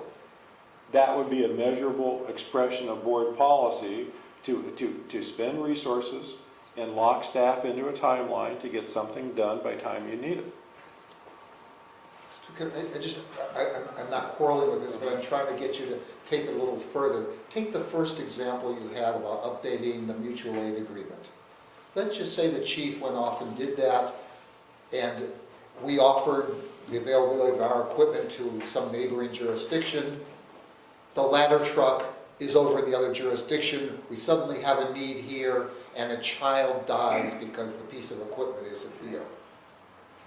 Or did you hear me say at the end, the chief can update the agreement, but the agreements are always brought to the board Ratified by the board. for review and sign-off. But I guess I was going to ask you though, if should there be a policy discussion beforehand, or should something happen? Because in a sense, for the board to say, gee, we didn't do that, the chief, somehow it's... No. Well, ultimately, the board owns agreements you sign. The chief doesn't have sole signing authority without the board for agreements. Now, that's different than going into a partner's dispatch system and modifying a run card for engine 2 instead of engine 3. But a signatory to an agreement, I'm stepping on your legal counsel's toes here, but in most of my work with other districts and city, county fire departments, mutual aid agreements ultimately are signed off by the board. You have to ask yourselves, do you have the bandwidth individually or the trust of your chief executive to say, we want draft mutual aid agreements to come to a standing operations committee and we want to be deeply briefed as they emerge, or you tell the chief, if you're updating a mutual aid agreement and it's not going to radically change our exposure, bring it to the board of the whole, put it on consent calendar, explain it to us in 2-2-1 briefings, and let's move on. If, however, the chief gets into a dialogue with somebody that it's going to substantively interfere with your operation, and then he maybe checks in with the board president and said, you know, this might need a subcommittee. This might need 2 meetings. I want to introduce the subject, I want to ask the board for input, and then I'm going to go back to the negotiating table. So the way I just described it, you don't need an ad hoc, right? Come to the full board, explain the headache, receive direction, and then go finish the contract. And when the contract's brought back, it's on consent, whatever, you vote it. So I'm not, the chief can have a work plan of ongoing to-dos. Do all of them need to be board policy goals for the expense of money next fiscal year? That's what I'm trying to help you winnow down to, the overarching board initiatives versus coming up with a fire chief's work plan that you attach to his annual evaluation. And some of that work plan is more routine, ongoing, updating maintenance of efforts. Maybe, because as things evolve on a regional scale, the finances change, not just with our finances, but with surrounding communities' finances. Well, and that's why I put That's why, yeah, I get it. planning for your future, as I put it on the screen, But cuts. what I'm saying is cuts that 2 what ways. could be routine operations issue could actually have a bigger financial impact that we should have a discussion on it. In the mutual aid agreement, I guess it's just an example, but that is an example that is. I understand you're a technical special district, we know, with one universe of technical services. You all don't have the bandwidth for there to be 6 chiefs Right. doing deep technical work. At some point, you have to give policy direction to executive staff to do planning and research I as get it. growth impacts your finances. So I would say, while I'm not advocating for looping multiple committees, advanced planning should be understanding the growth patterns, and as they affect tax base, finance, and your CFO should be bringing the finance committee under fiscal projections. Hey, we just got fed from planning. AV is changing in zone X1, and it's going to help or hurt us next year. And let finance understand and say, yeah, we embrace that, put that in next year's projections. Or finance says, you know, I'm going to tell the full board, I think that's premature. I think it's too optimistic. I don't buy X1's going to happen in next tax year. So let's build a budget without the extra revenue of zone X1. I think that's how you engage the one-offs and stay constantly agile on your feet, and you keep abreast of issues with all those other agencies, be it transit, light rail. But it's hard to construct a goal to say, we want to solve the light rail issue by the third quarter of fiscal 1920. Hell, it may not be solved in your lifetime. Right. So, but should a goal be, in planning for our future, Chief, bring us in the first quarter a staff strategy for a partial time dedicated planning officer position. How are we going to really commit to keep up with planning with the multiple service agencies that we interrelate with? Transportation, land use, to name the big two, a little less fresh water and wastewater. And Chief, if that comes at a cost, we're going to have to accept and understand and debate including that cost in the budget as an ongoing district fractional expense. To me, that would be a board expression of policy. Right. Let's just don't assume that someone has time to keep up with advanced planning and to keep the strat plan alive. You're going to have to resource it. That's why I want you to think about goals that are measurable, that you resource. They're not just a to-do list of things that somehow have to be wrestled almost month in and month out. Okay, and it's yeah, I was gonna say, it's 4:33, we'll just take a 5-minute break, be back at 4:40, 7-minute break. 7-minute, 35-second break. Oh, what's that? 4:40. Oh, wait, that was 20-second break. 7-minute, 20-second. I want to go get some cake. Do you like that? Did you like that one? Well, no, but that's a good evaluation. Yeah. Yeah, that's, And that helps that's, us kind of bifurcate, pick a couple out that All right, do you like having, We're officially reconvening. Yes. and we're officially recording again. so Chair, do you like having categories? All right, Mike, take If your. so, reach closure on your categories, and then we'll start filling in the categories. Well, so, I mean, I don't know how the other board members feel. I've heard from a couple Well, of them.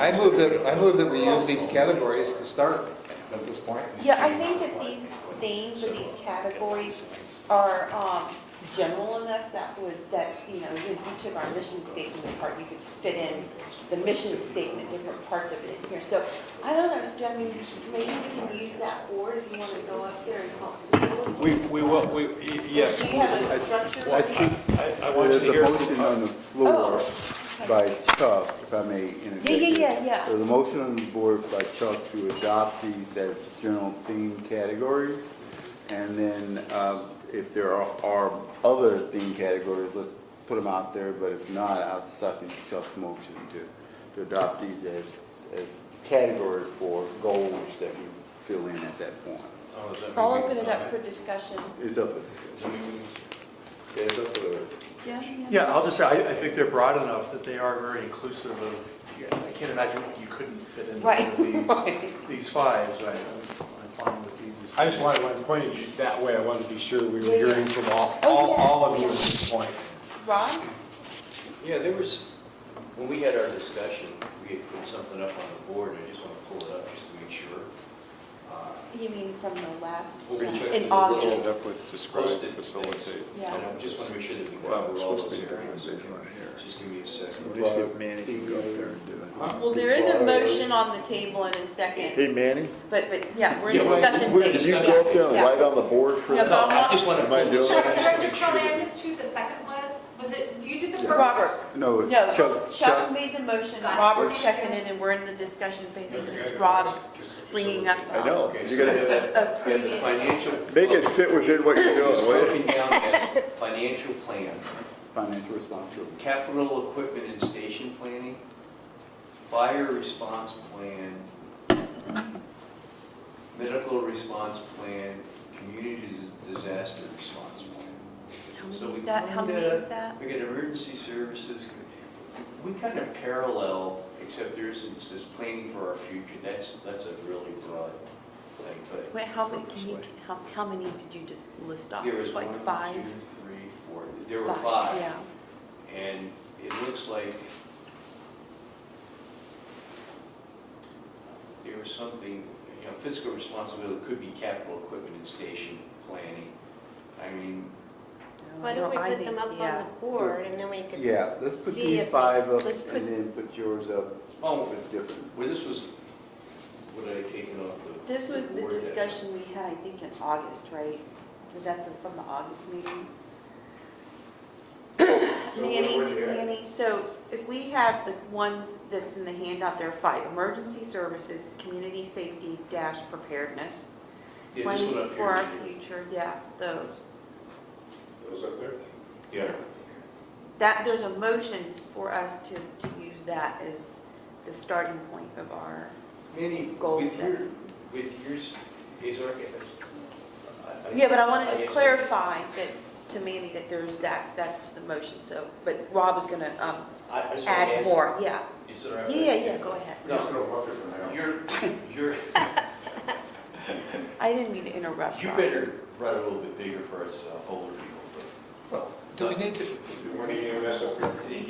Well, the strategic plan that you're working on, okay, do they parallel these areas here?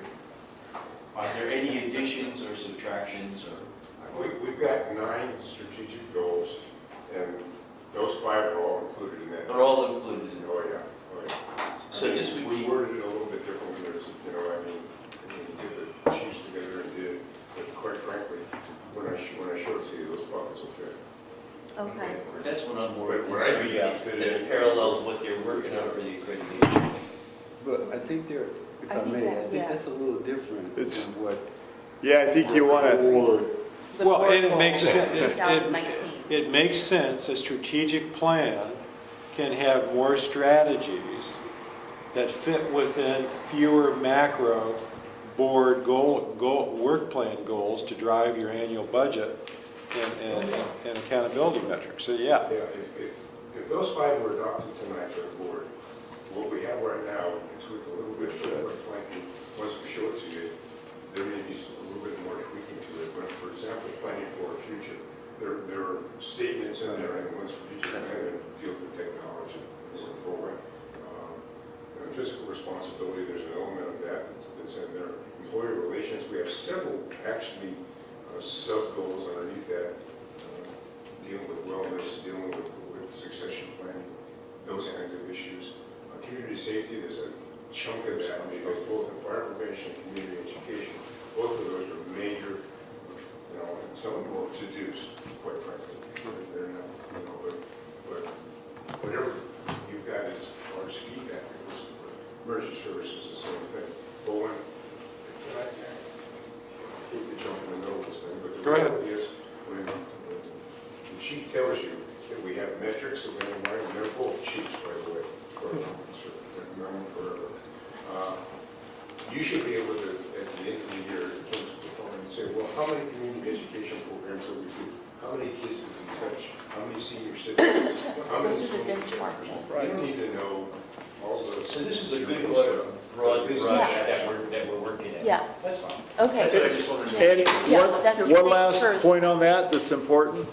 These guys have been communicating already, and Stu actually worked on developing the accreditation process that we're using. So there is one big circle, at least between the three of us. But you understand where I'm coming from? Oh, no, yeah, you're asking the right questions. but- And I said at the beginning, I'll say it again. This is step one tonight, and no plan survives first contact. You've heard that before. So come up with these 5. Let's get the things you came to the meeting prepared to articulate as a possible goal.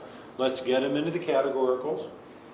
Get them to staff for research and reflection of the strat plan and resourcing. And when staff brings it back, staff could say, you know, it works really good to have 6. You know, it works really good to have 4. Board, would you consider these 4 categoricals? And all 7 or 9 strategies plus some other things fit nicely. So you're not trying to polish the apple tonight. Right. You're trying to say you're buying red or green apples and how many goals. Or the first bite of the apple. I was just going to ask, is it, just in the interest of using our time efficiently, is it premature to have a motion, or should we wait until we're further along in our discussion in this process? I want I just made the motion for our discussion now. That was Yeah, the purpose of the Yeah. motion. I asked as your facilitator, I don't want to keep revisiting Okay. buckets. If you all accept the bucket idea and these tentative labels, then let's get into goal recommendations that you can get 3+ people to go for bucket and see where the path takes you. Yep, okay, so, I mean, we'll just, since there's a motion, we'll just vote on it really quickly. Could There's you no restate discussion. the motion? Yeah, I was just suggesting that we proceed, we organize our discussion under these 5. If we need an extra category, we'll address it. But this is the starting point. This is the starting point. You want the second? Yeah. Okay, all in favor? Aye. Okay, so that's our starting point. Okay, so category number 1, now Manny or I will scribe. I threw up some suggestions up there, not knowing what your existing budget and work plan, you know, and what you might want to do in 1920. These were just, excuse the fire guy metaphor, these are pump primers. These aren't real technical, oh, you got to have these 4, but this is the category where you would talk about your response time goals, maybe your fleet, maybe service enhancements, like paramedics on bicycles. I'm making this up as I go. Maybe there's some big radio first responder technology project that directly relates to responders. This is the time to think about what is a board goal that you need to resource and have a due date and hopefully a metric for. Chuck?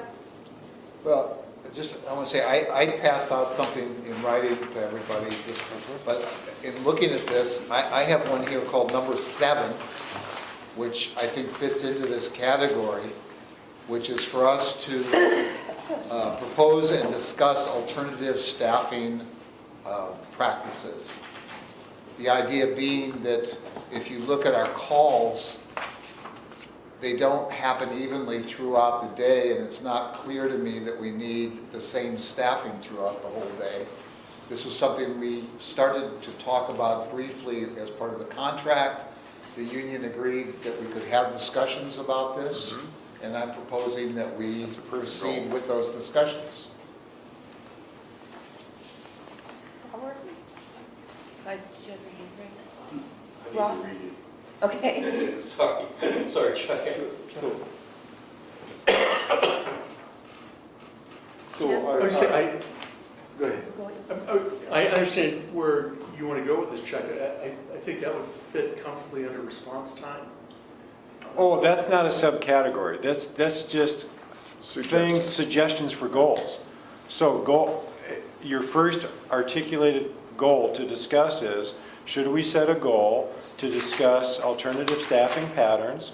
And we'd like it, I'm helping you phrase one just as an example. puts a little bit of meat on that, and if there's plurality of the board wants it, it stays on the list. But where I was going with that, if you set a goal of improved response times, then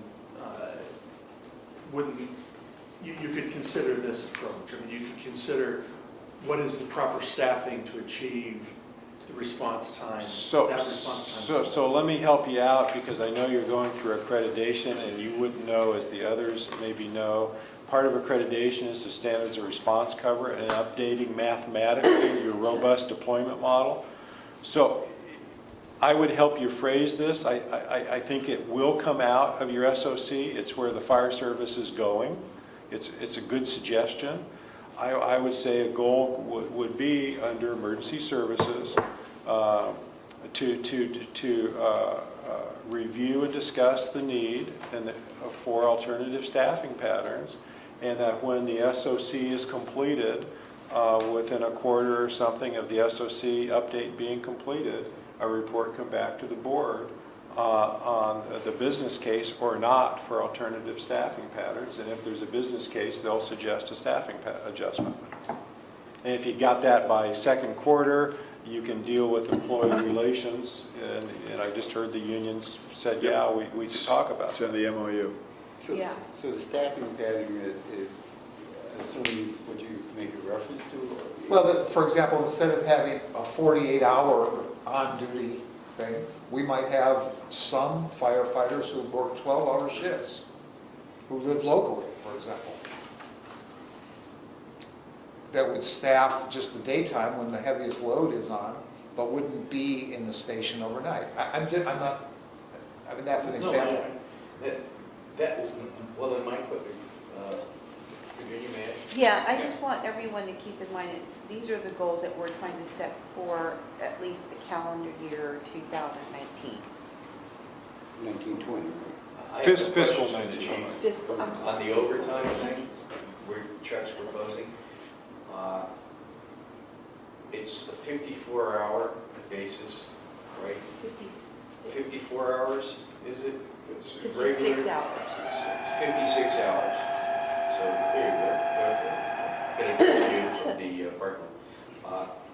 So it's 56 hours, okay, for regular firefighters. So the overtime, if you call in a firefighter, let's say if a firefighter breaks an arm, let's say at 2 o'clock in the afternoon, you have to bring another firefighter. You get a backfill.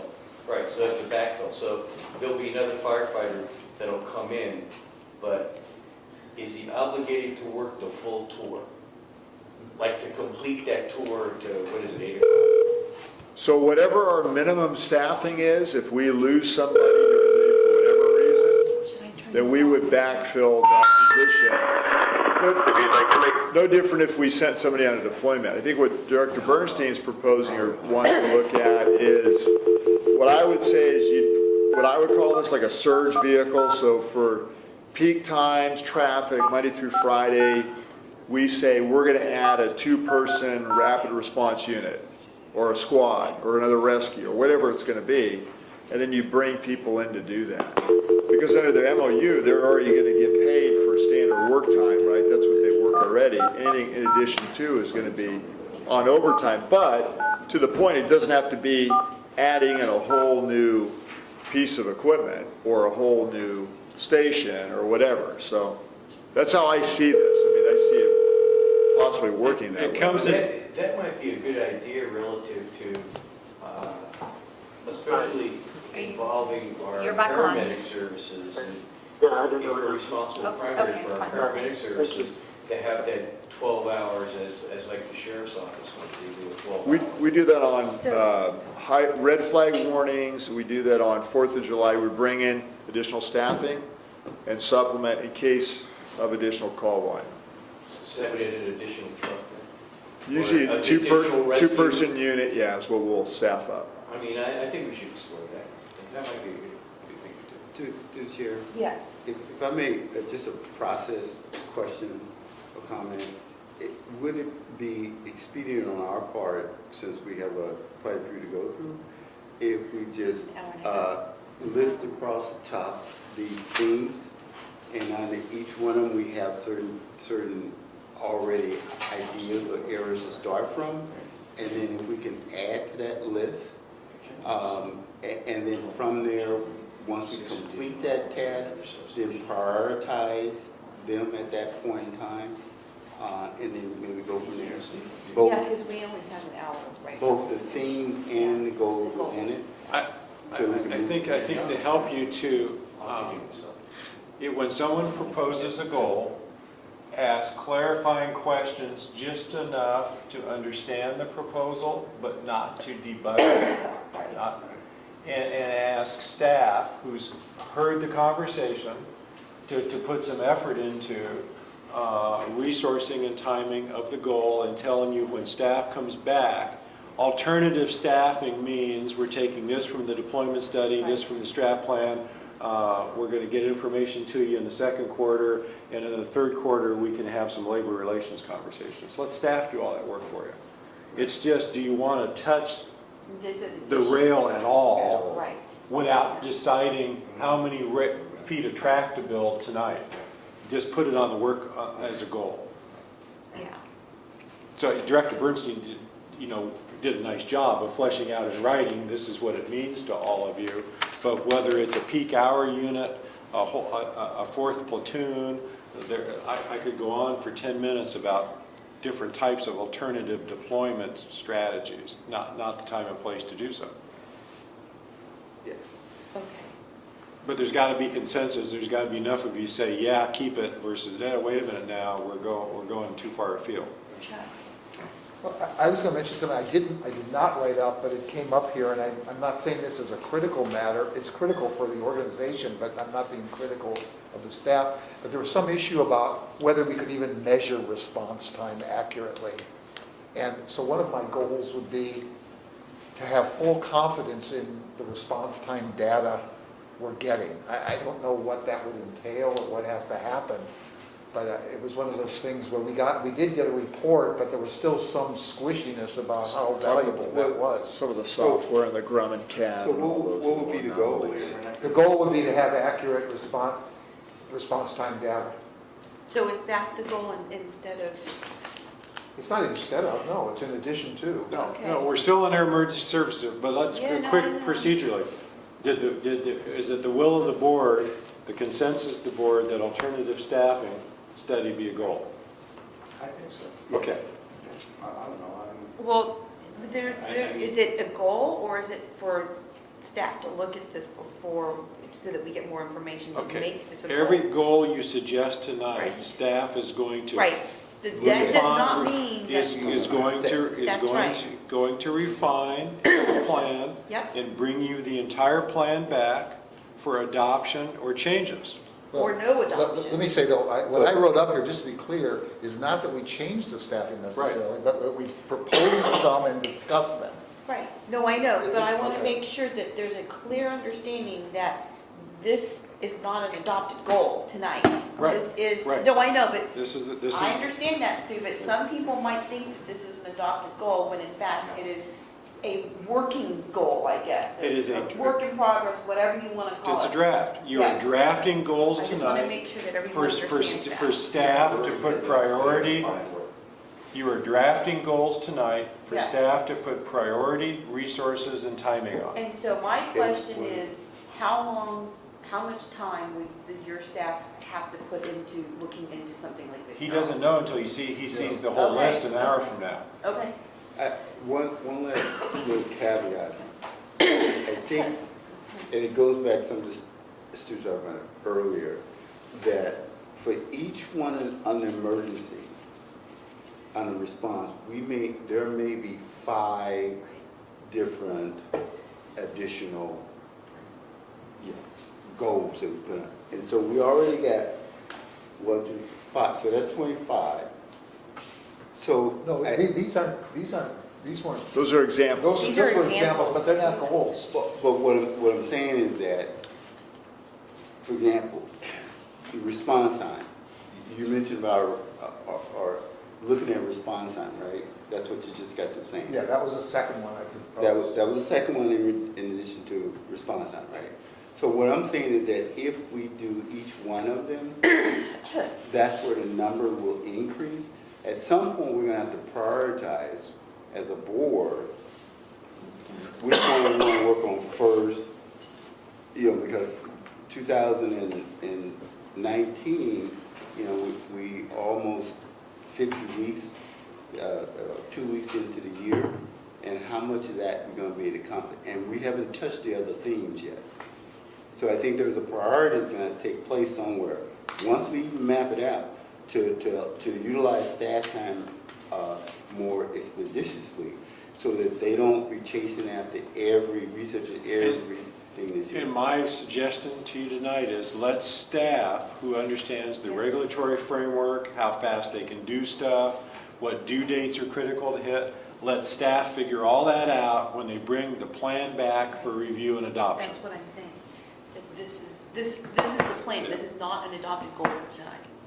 And I'll even give you one additional, I think, I don't know if it's a safety valve or, you know, quick time requirement. So you have a meeting on the 15th coming up. Even if you went with the 5 themes tonight, that's better than where we've been. And it would give you, maybe if we don't get out of here today, or not to rush everybody, but give you more time just to look at those and go, okay, what could they be? And then I can send you things too that I've already put together and sent to Stu, just so it would be more productive. But I don't want it to be, you know, like we're trying to force feed it right now. I think so far so good. Get the big new things. The chief's got a good to-do list anyways. But I didn't send it to you because I sent it to Stu. Okay, So- so that means so- item 7 from Chuck's thing, which is the, Are we gonna go by just all, each one of Chuck's thing? one by No, one? but but I want to make sure that all the alternative staffing, I'm just reiterating. Right, because that was important to Director Bernstein. Right, so. And you wrote it up. So the alternative staffing patterns is something that we're okay with to have the staff look at as a potential Yeah, I goal? think so. Okay. Okay, so now just That's one procedurally, thing, yeah. now chair, whether you call them in turn, you exhaust one person's list and move to another, but the floor is open to recommend a goal for emergency services. Right. And if getting confirmation of accuracy and response time reporting, it would be the goal, that's a goal. If another goal is reviewing the apparatus replacement plan because we think we're undercapitalized. I don't know what's on your brain, but when it comes to emergency services, what pretty big policy things do you want to be sure the staff is focusing time and budget on that are not just routine, run-of-the-mill business? Right. So, Rob, Jim, whatever. I mean, we can go in order. Let's start with Jim. Yeah, we'll go. I like the idea of examining our response time data. You know, are there holes in it? Is it strong? Does it need improvement? Because I think that drives so many other issues. So I favor. So to help you phrase that, again, I'm not telling you how to do it, but I'm helping you think it through. A goal is to, with the completion of the deployment update study, report back to the board on where we might have to resource or improve data collection and an ongoing metric report.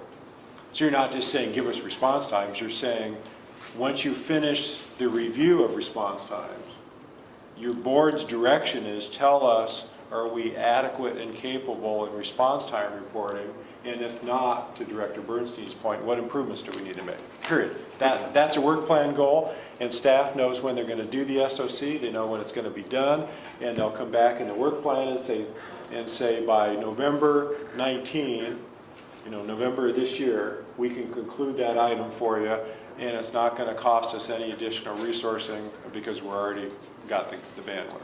And in the meantime, we'll give you what we have for 2018 because we're looking at that now.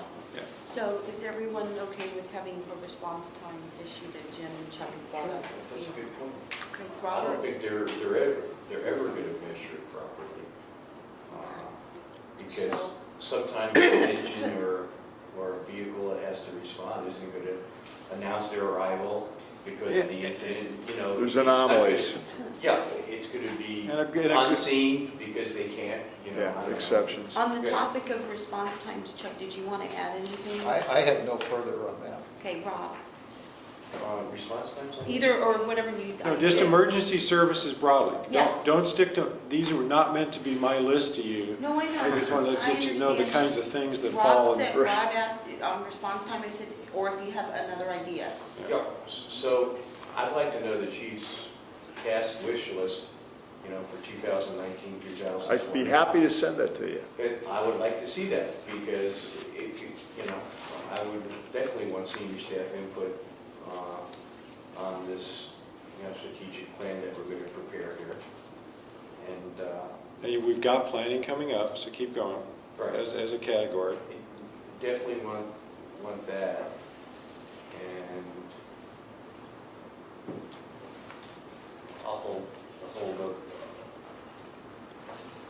I'll pass them to my Robert? next director. Robert? I don't know where this fit, but it's regarding the, looking at the emergency alert system. The notifications. LRAD? Yeah, I was LRAD. gonna bring that up. I don't know if it's will fall on emergency services or community safety preparedness. Emergency notification system. Yeah. So That would be under community Under- safety. Under community safety, that's a great research, you know, goal. Community safety. And in my view, the inverse, that's a community safety preparedness goal. Could we put those Yeah. 5 things up there? Yeah. Yeah. Somewhere so we've got them in Let me go mind? back. Yeah, that's good. So let's just leave this on the Yeah. screen. Yeah, that'd probably be better. Yeah. Just move. Right, so completing the strategic plan is an obvious one for planning our future. What you just recommended is a goal to research better, cooperating with our partners on evacuation, emergency alerting, et cetera, use of social media, whatever. That's a great community safety goal. Alerting is community safety. Could I just second, onto Robert's to second, the number one I put here seconds Robert's suggestion. So what I put as number 1 is The the notifications. notification system. No, that should be. Which would be, it's on the. And that was actually one of your 5 for last year too, Right, by the way. That's right. Which is the reason we bought the system in general. Any more? If you still throwing them out. Yeah, so Yeah, I have, Oh, go Yeah, ahead. yeah. no, no, Go ahead No, we first, can go Rob. back. Yeah, and, go. go this way. under employee relations, I think. Wait, we're still on emergency service. Oh, okay. Well- We were looking at the, I think what's happening is, which is beneficial, your facilitator has a right to adjust on the fly. I think getting out of all of you with the master categories, your ideas, is Okay. going to work just fine too, Chair. And then we'll continue to refine as long as we can keep a visual list in front of the board. Hey, we've already mentioned that, and we've tentatively slotted it into planning or fiscal or employment. So I Okay, think, Rob, I go think they ahead. use So Mandy, You're get probably, the you and I are 5. probably thinking of succession Can we- planning. right, the employee relations, under employee relations, Well, where are we on that, where the racial we're going? We're jumping all over the place right now because it's an idea flow brainstorming can situation. we write on the screen? They can't blame you, they can blame me. Not the the keyboard's back there. Rob Solano. No, I was under employee relations. Here, who got this one started? Since when I first came on the board, we never had an HR manager, if I remember. We've always either had interim or contract, but you're right. Well, we did, right, we did. Yeah, And so- early on we So did. we've come a long way. Yeah, I mean, relative to- totally different Just since board, the- district. Yes, since we first came on the board, 8 we years didn't ago. have those permanent positions, but I'd like to see, when we were doing the senior staff, like the battalion chiefs, deputy chief, and division chiefs, where there was a fluctuation in a lot of the salary levels at the end for their compensation. And what I'd like to see through HR or employee relations, is some type of a step increment where a 5-year battalion chief would be at a certain step, and a 10-year battalion chief would be at a certain step and max out, and then you as like the fire chief would have some type of discretionary, I don't know if we want to call it an incentive award, sustained superior performance award that you could give, but to give you as a manager and the organization tenure in a position. And I think maybe we need to look at something like that, because I saw that. You mean ranges or Well, steps within the range of salaries were a little bit different for. So you want There were uniformity? some battalion chiefs that made more, there were some division chiefs that made more. Well, deputy chiefs is just one person, but I think maybe we should look at a step increment, and then something where that the chief would have discretion, where that he could, with his senior staff, or even all employees, some type of like a sustained superior performance, outstanding performance, and award employees for that. Is that legal? I'm not an HR person. Let me facilitate. Yes, Please. please. For tonight, is a goal to be under employee relations, and I picked it up off this list, and Chief helped me out here, Yep. some sort of a classification compensation study. Yeah, I mean, that's, So. I think that's more than what Director Solano is saying. I think you're looking at some sort of an enhancement, right? Well, it could also be No, for- Please, let me. Yeah, let Rob, this is gonna go on until midnight. Yeah, because Chuck's got to leave in 45. There are details within a class comp study, some of which can and can't be done, some of which are not legal, some of which need outside expertise. If you want to do a class comp study, put it as a goal, mention a couple of things that might be within that study, that review. Let staff resource it. And before, if staff comes back and says those are typically contracted, and we work with legal,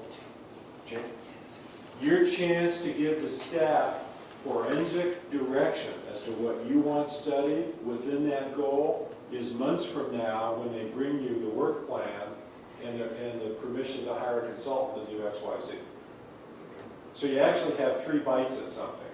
Set the macro goal tonight, let staff resource it. Give staff some advice quickly now as to what's your intent within the goal, like you just did. But stop short of asking, can't do it, how fast, how when, how legal, or not. Let staff try to resource it. And then in the resourcing plan, if it's going to be a detailed work plan or a committee, when you see in 1 to 2 meetings from now, the tasking plan for the goals, then staff will tell you on this issue, we recommend it go to the personnel committee, and we're going to draft a 10-point scope of work for the whole board to agree on before we step off the curb. So see, it almost takes 3 steps of, it's a goal, we're going to get to it at this timeline, we think we need a consultant, and then we want a subcommittee to help us to define everything that ought to be on the scope. And with respect to timeline tonight, at that scoping detail subcommittee meeting, your HR and legal advisors can help you with the scope. I want to second Rob's idea, but with a slightly different focus, and that is, it seems to me you're talking about studying our compensation system. And I say, I don't like this so-called merit increase or step increase that's based on 0, nothing. So I'd like to have us look at it and perhaps substitute something that has some merit involved in it. The personnel government term to look at job descriptions. No, I'm not talking about job descriptions. Well, compensation for equal work for, equal pay and for what's in a job description. It's just the government term for it is a classification compensation plan review. Do you have the right job descriptions meeting the current organizational needs? How are you paying them? And within your current labor relations policies and MOUs where they exist, not for contracted employees, obviously.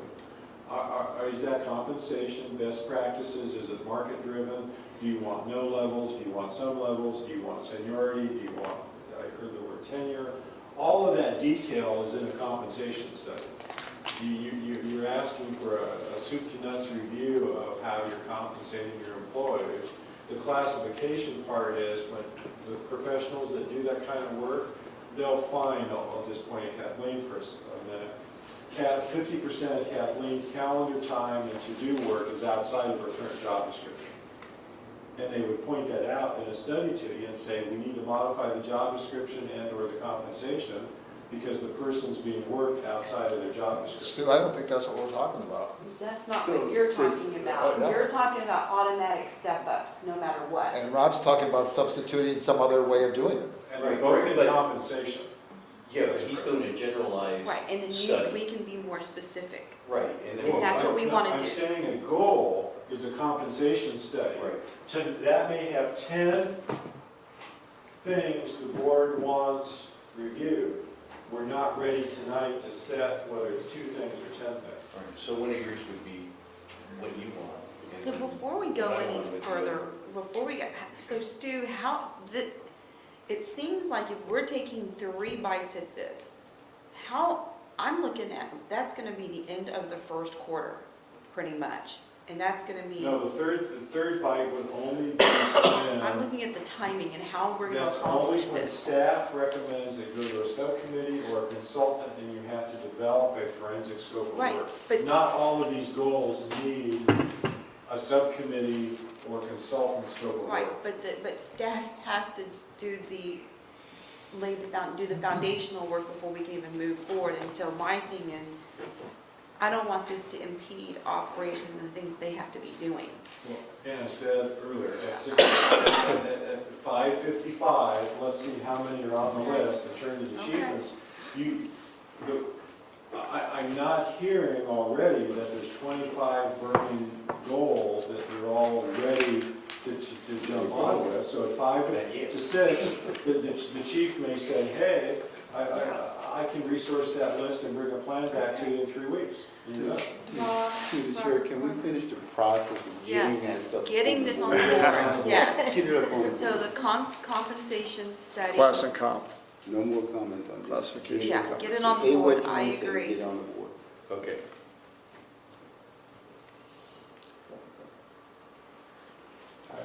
Next suggestion.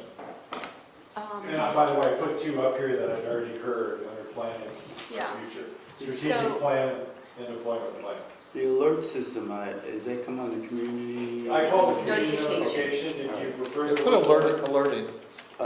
Alert notice, whatever, it's, yeah. I'm gonna take a crack. For me, one of the most important things is succession planning, and that's under employee relations, but I also think, You're going on public relations for that. yeah, employee relations, Got it. yeah. I have one. What, is there a consensus for that one? Yes? Yes, Succession yes, planning. Okay. yeah. Yes. Chuck, you Chuck? okay? Yeah, I was gonna say, that's really number 3 on my On your list. list. No, excuse me, number 2 on my list, Yeah, number 2 on my good, list. good alignment. Well, no, that's. And it not was the on same your thing. list, it was on your list last year too. Right. So now you've hit 2 out of 5 from last year. Yeah, but Chuck's thing is different from. Don't worry about it. Oh, yeah, okay, It's go, already- okay, No, Robert. no, we're on a roll, we're on a roll. Yeah, Robert, Don't lose Robert, it. Rob. Robert, Okay, and well, then Rob, and then, community, develop a community strategy for improving public relations. Mainly I was looking at for disaster preparedness in terms of that book, but it can be for a broader scope too as well. But I was mainly looking at it for disaster preparedness in terms of how we can get the community more engaged or at least educated.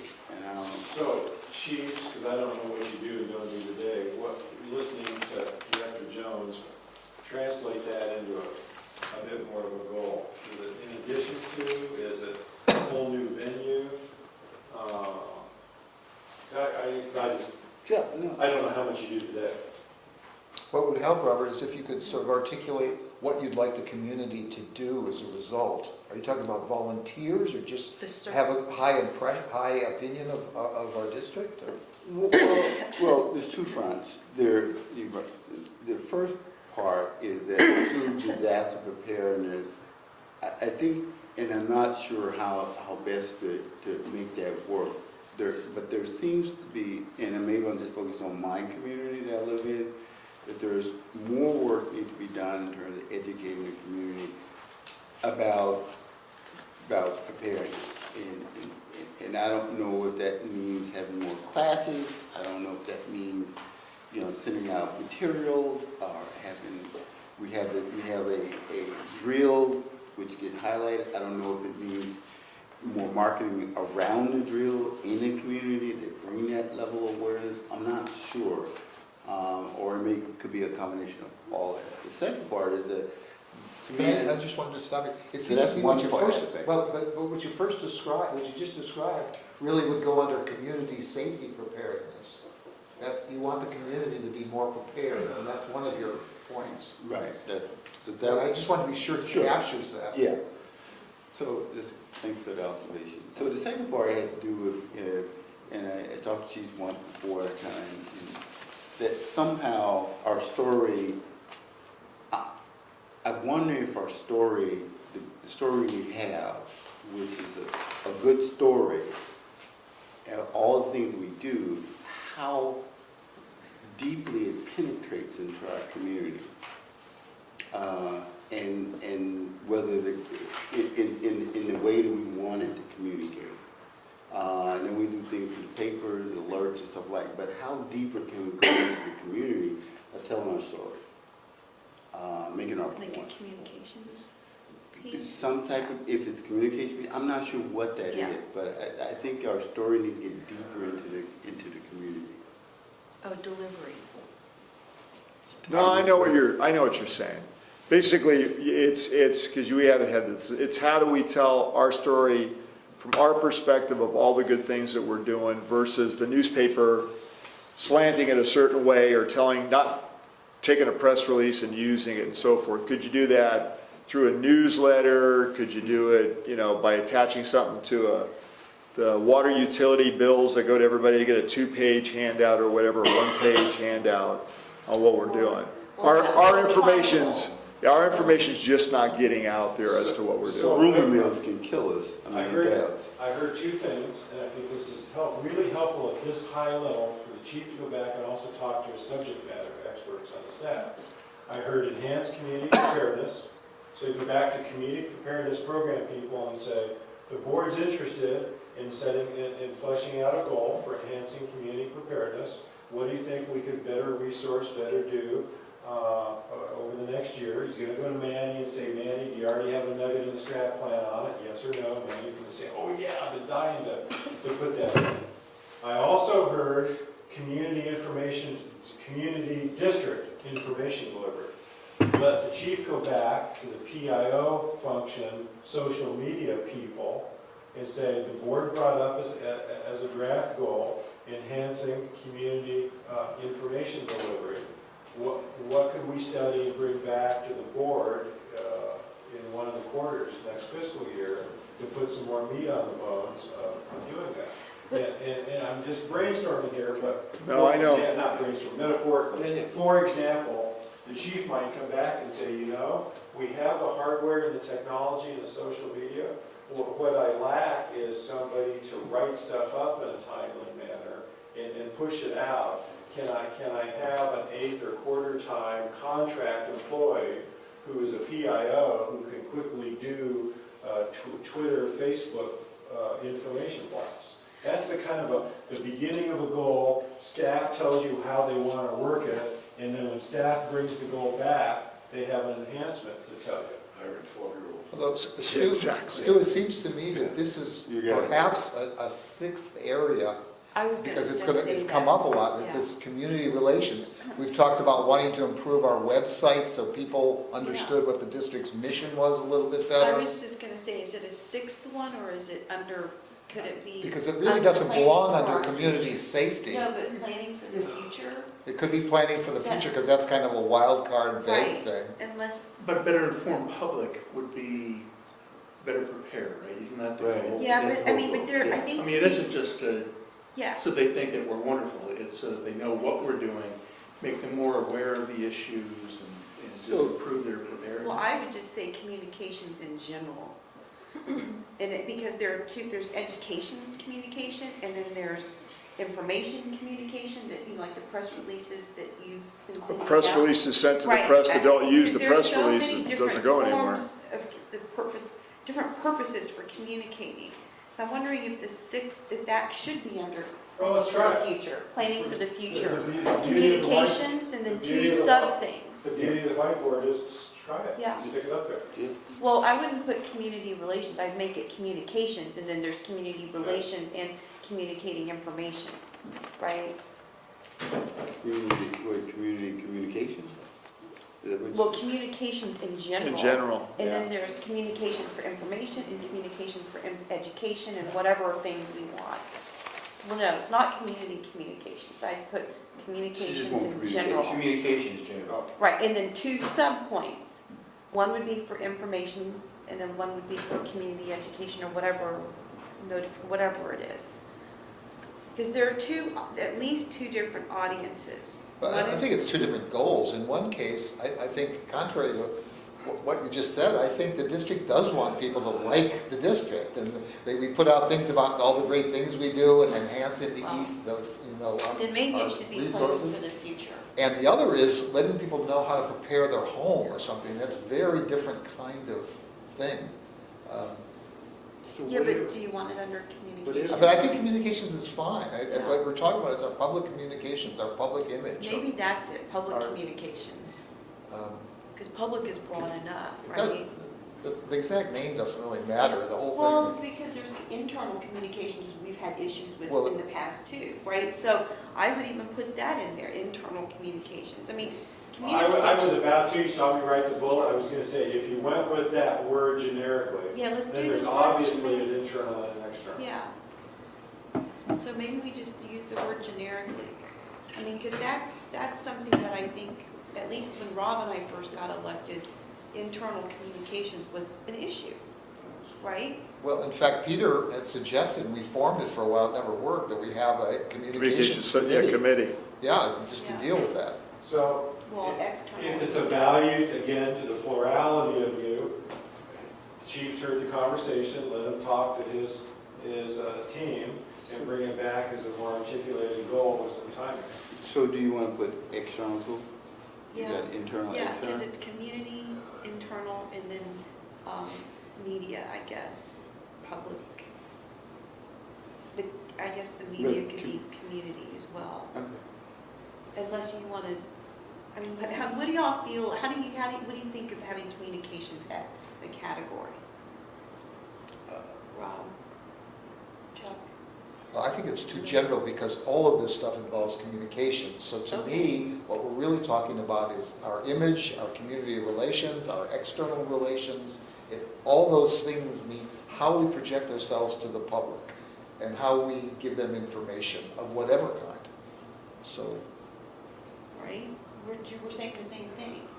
yeah, I think communications is fine. Okay, that's what I just asked. Okay. Rob? Okay. If we're in agreement with that, Jim?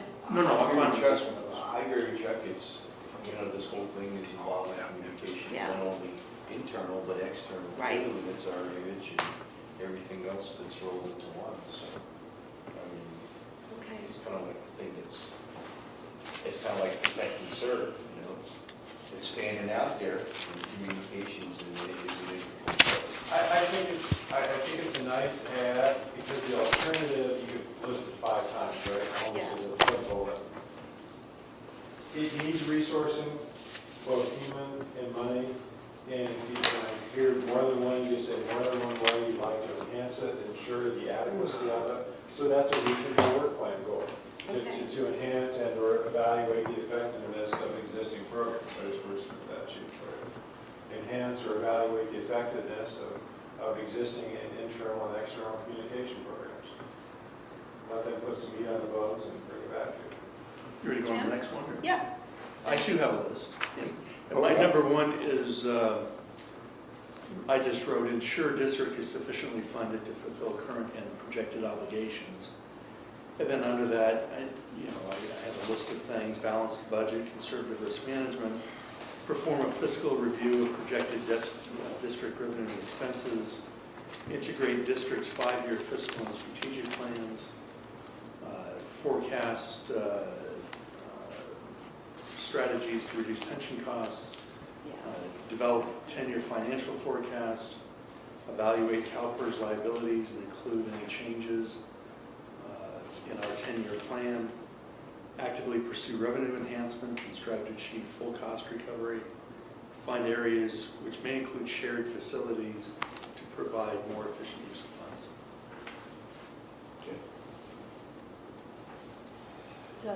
So I heard several things that we need to get a question sheet. Do you today have a multi-year fiscal expense to revenue projection plan? Or you tend to go year to year? Year. Typically, yeah, year to year. So, Years. just sound like an advertisement. We've done it, other districts have it, other districts we've audited have lacked it. I think an inclusive goal for several of things could be the board. Did develop in 1920 a 3 to 5 year revenue to expense projection program plan. And I say I included that revenue and expenses. And the details of that could well include how you're doing on, if you've got OPEB, I'm assuming you do, how you're doing on your OPEB, ARC payments, how you forecasting CalPERS changes, how does that impact your budget in year 3?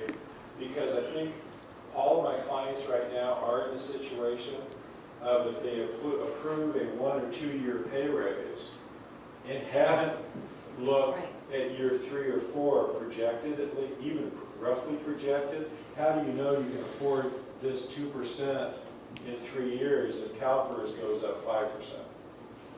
To use funny note. So can I piggyback on what you just said, Jim? Because I was actually more specific in one of my goals, and I don't want to put the board and the district in a position where we have no flexibility, but we've been pretty good about paying down some of our pension obligations. Yep, 25 million worth. Yeah, and so I'm just, and I don't even think we have that as a policy to just every year pay some down. You have a process in place. Right, but Yeah. the thing is there a way where we could make it so that every year you look at this, Kathy, or whomever, right, and say, okay, well, this is a good amount that gets us, that pays down some, but also allows us to operate. Because I just don't I think we already kind of do that. I mean, Right, but we as say a policy, this is, but if we didn't do it Yeah, one what year, we it say wouldn't is- be a big deal. But I want it to be more, like, almost codified, that we would get that every year. Well, wouldn't that Does that depend, make sense? wouldn't that depend on revenues, Well, excess revenues? Yeah, but that's what I'm saying. So if the financial officer can look at, what amount it could be, just there's a sweet spot where it would make sense, even if it's not the same amount every year, but there's something so that we're disciplined in terms of paying it down. Because we could say, if we overspend, we could say, oh, well, we overspent, and so we're not going to have X dollars to even do this. And so what I want to do is make that a priority, paying down a priority. So, But what I was trying to say is that if there's, for example, there's always, you got savings of maybe $50 million a year, and you may want to say that maybe 3% of that goes towards this pay down. no, I don't know if it's that, restrictive. That's what I don't know. That's the whole purpose of having this discussion. Do you have a board policy today, board voted approved policy That mandates, that sets forth payment plans, strategies for long-term obligations? I don't think it's a policy. I think it's a practice, but I don't think it's a Yeah, policy. you don't have a That's why I'm policy. bringing it up. Can Yeah, can I please, just- Chuck. We do have a policy at one level, which is we are budgeting a higher percentage to go to CalPERS than it's actually costing us out of pocket. Correct. We are taking the increment, and this isn't, I think, part of the wording of the policy, but as a practice, we have taken that increment every year and delivered it to CalPERS. Yes. We're now reaching the place, unfortunately, where that excess that we're budgeting is starting to disappear because we haven't seen it officially yet, but CalPERS is, Right. we're starting to hear projections that we're going to get up to that level, in which case there won't be any That's increment. not actually specific to us. Because of our pay downs, we're not projecting to get, to the 40% level. Right, but the point is that I think it's more of a practice than a policy. It Okay, is so just- what I'm Right. hearing as a facilitator is, a goal could be, I want to tie these two together and get Yeah. a yes or no. A multi-year revenue to expense set of projections, so you start to look at some of your long-term issues. And develop one or more policies for your obligations. So take the good budget practices, the informal stuff you're doing, and you have a board policy on reserve. Board policy, Yeah. number 2, or 19 board policy 19.1 is we pay our OPEB ARC, we pay this excess as long as it exists to CalPERS. And if 2 of you have to resign in a hurry, chief retires and gets in an argument with a new board member over this informal practice, Right. let's clean that up Yeah, now. that- You're that's- doing some that's really good right. financial That's stuff. what I wanted, that's right. Make a goal to develop Right. voted, approved, only changeable by a vote of the board, fiscal health policies. Yeah. And make it 1, make it 4, I don't care tonight, obviously. So Would what you is, help me, Jimmy? yeah, so what is the board, you think, yeah, sorry. I wanted to add something to this. It's my number 5 here. And while I don't disagree with having actual plans multi-year, I think we should have that. I think we need a model, actually, where we model on some sort of percentage basis or something of that sort, what would be a sustainable budget so that we're monitoring kind of the degradation. In other words, if our, and Rob refers to this sometimes, if our staffing expenses are increasing at an unsustainable level, that we recognize that early, because right now, say they're 70%, they can't go to 80%, and so that we're starting to watch that. But I think we need a long-term model. You're right, I just changed the word, because the work we and others do in public finance consulting, it is called a model. And you have to understand the assumptions that go into the model and the lines on the graph. And when you understand the assumptions in the line, you then make a conjunction with your policies on obligations.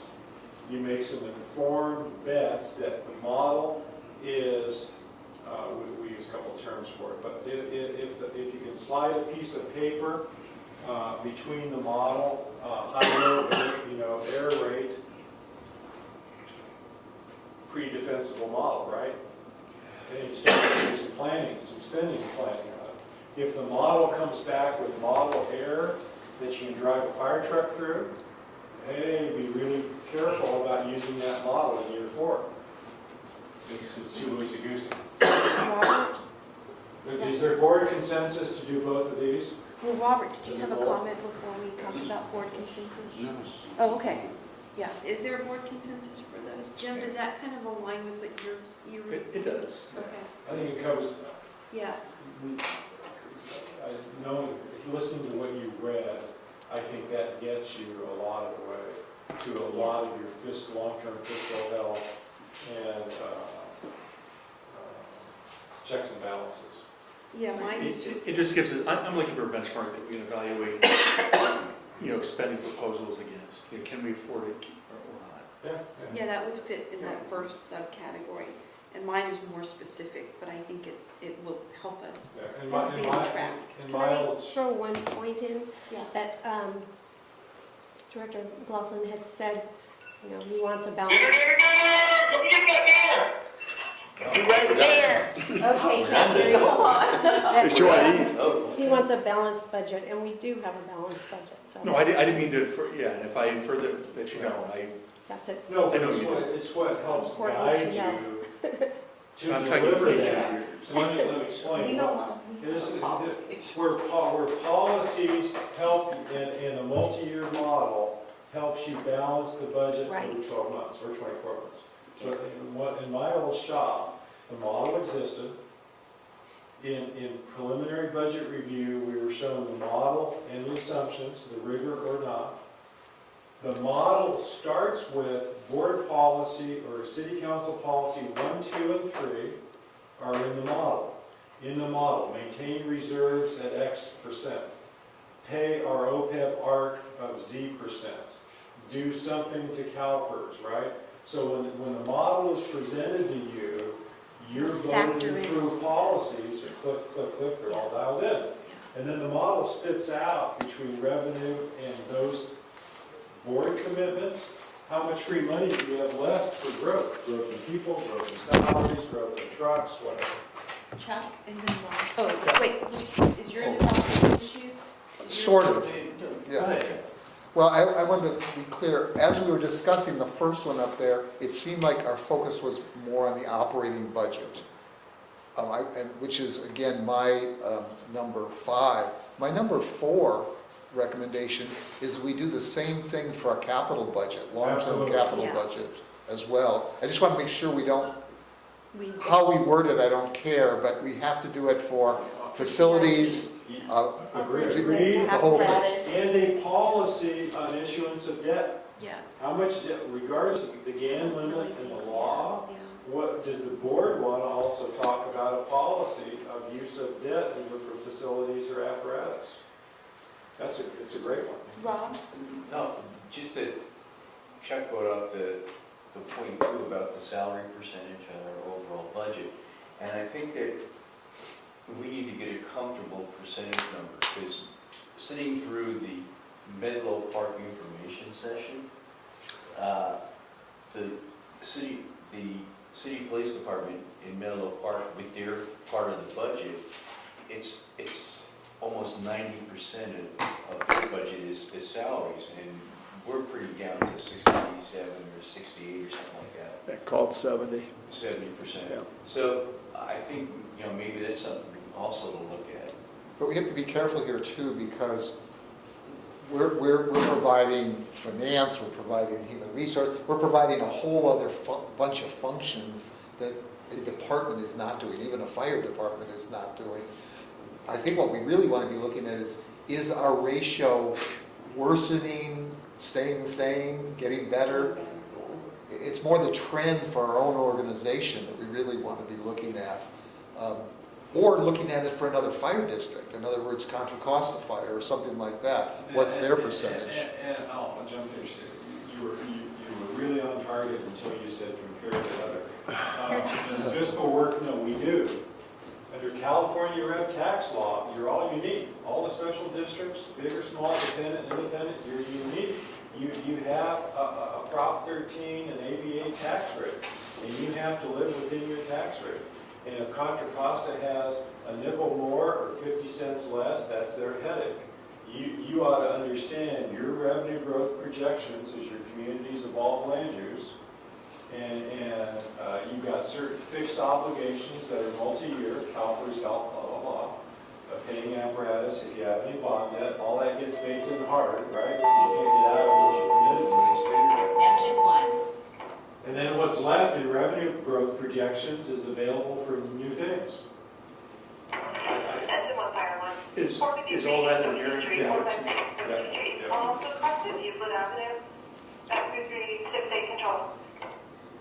Okay.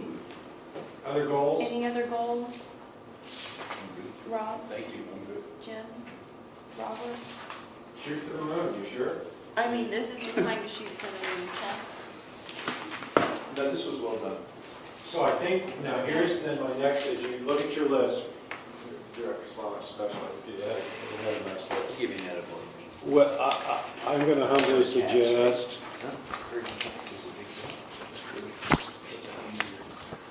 where's your list? You had it. I had it.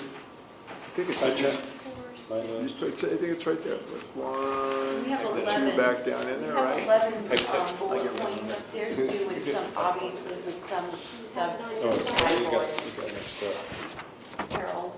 I'm sorry? No, that's what, 11 or Do you have it on your phone? Well, 11 with some sub ones, like the CIP and, So you had but it, I Stuart, would later. model. Is it on his phone? do this for us. No, it's, I had it printed, it's Sit on up here. here for 3 hours and do it and have them present. That was the, oh, wait, looking back, that's the city, liaison. You had it earlier, you looked at it. I know, I walked So, over. Stu, we Did you have put this- something up there? Just up here. There it is. So here's my suggestion. There's that. Yep, go on. I mean, that's pretty easy. If you five had any other just issue under the broad sense of goals, say it now so staff can work on it. Your chief has come up and he will send this to you, but we're not going to have a serial meeting and don't start talking about it online. He's got chief's priorities and goals, so it's a mix of a priorities list. Thank you, Chief. And goals. Or and he's got things in there that you've discussed tonight.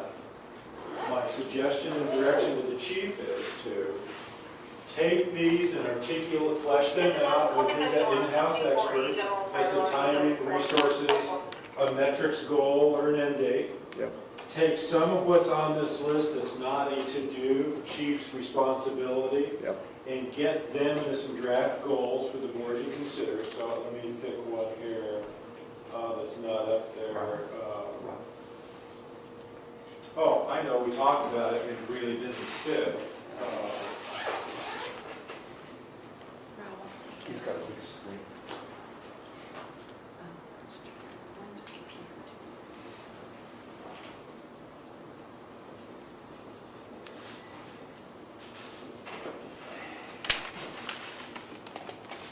So, oh, actually, I should, over here, you know what I'm talking about. Planning for the future. Yeah, staff, it's on the chief's list, in slightly different words. But have the chief, as a goal, how are you gonna keep up with planning for your future? What kind of staff resources does the district need to pay attention to the cities? So that's my example, chief, of some of this stuff. I got it too, yeah. Send it. Remember I said what they're gonna do with the phones, Stu? Like, create it, Yeah, see? that's good. Everybody just takes pictures now, it's easy. Well, and just to be sure, the second bullet point under community safety preparedness is enhanced community preparedness. Okay, so here's something that might be a goal, but it could be a fiscal responsibility. He had a bullet, funding for capital projects for Fire Station 4 and the 300 Training Simulation Center. So he may take some of this that is measurable, needs resources, needs a due date, Right. needs budget support, turn that into a goal under fiscal responsibility. Something that's probably not. But I'm not sure we have that final decision yet on any specific numbers, right? Yeah, so that is, I'm just trying to. That's why it's on my list. no, I know, but it's the Yeah. planning, it's part of the planning I'm trying process. to Yeah. help him understand some of this, such as the second, a captain's exam is an annual chief's to do. Yeah, That's not a Yeah, that's board not a goal board goal. for the budget. That's buried in a line item under testing and recruitment. A second battalion proposal really fits as part of, in my opinion, your SOC. You know, that's deployment plan. That doesn't need to be a separate goal. What You might about, flush that into the SOC. could it be under employee relations too, because it might affect some of the bargaining unit Sure, relationships? that's an example of where it's a crossover. Yeah. It costs money too, so a Yeah, lot of it's it's all, crossover. yeah, Well, here's one that maybe ought to be a goal. I don't know what this means, it's illustration. remodel/rent 28 Almondale, Right. Yeah, the Atherton and House. build a secondary structure. So maybe that's a planning goal, chief, you know, that, hey, I need maybe some consultant dollars, I need 8 months to do it, board, before I can bring you an answer. High-speed rail grade crossing, that's how do we plan and keep up with what our allied partner agencies do? That's not a new goal. Stu, could I just suggest that, that's something where I've urged the chief to make his voice heard loudly, and that's more of a communications goal. It's a crossover, yeah, absolutely. See, Chuck, I paid attention, it's on my As list. you, the district, go give testimonial input at some of those regional hearings and issues, certainly a communication strategy would come back and push out the district's position on Acme's transportation proposal, right? And don't limit yourself to just the cities, it's the regional authorities also, it's the regional council of governments, hell, and sometimes it's ABAG or MTC that are driving some of this. So one of the things I forgot to mention that was actually part of my goal is this, and you have it in here, Stu, under planning for our future intergovernmental relations. That, to me, is one of the most important things because it looks at the macro picture and plus it looks at how we build and cultivate relationships with the communities that pay for our operations. And I put that on my list for those slides as you look at my suggested Yeah. bullets. Yeah, Because I would suggest the chief tie that into yeah, how do I staff keeping up with all the meetings and the blizzard of paper from the planning entities? I think you really need to think through that. We just don't do that catch as catch can. And I got to assign somebody to watch planning commission agendas and draft EIRs for comment, and maybe 6 agencies deep, because remember I just mentioned ABAG, MTC, yeah. high-speed rail authority. I would suggest, though, that again, that's more external relations. Our communications, we have, unfortunately, it's cross- sometimes. You know what? It's both. And it's here's why. it's a crossover, I This, agree. no, this is process. Planning and process, This is relationships. yeah. We've taken the posture in the past sometimes of being negative toward other agencies, being critical of them, and not working with them anymore. So let the staff help you flesh out a goal that talks about how at joint committee meetings, I saw one piece of paper with you on that. Yeah. Oh, yeah. Well, we have Town. them scheduled. Okay, but let the chief kind of reiterate, or as a goal, hey, we're going to maintain, or we're going to increase or improve just FaceTime, just Yeah. dialoguing with our partners. So this is technical. How do I keep the district board informed that Acme's doing an upzoning Yeah.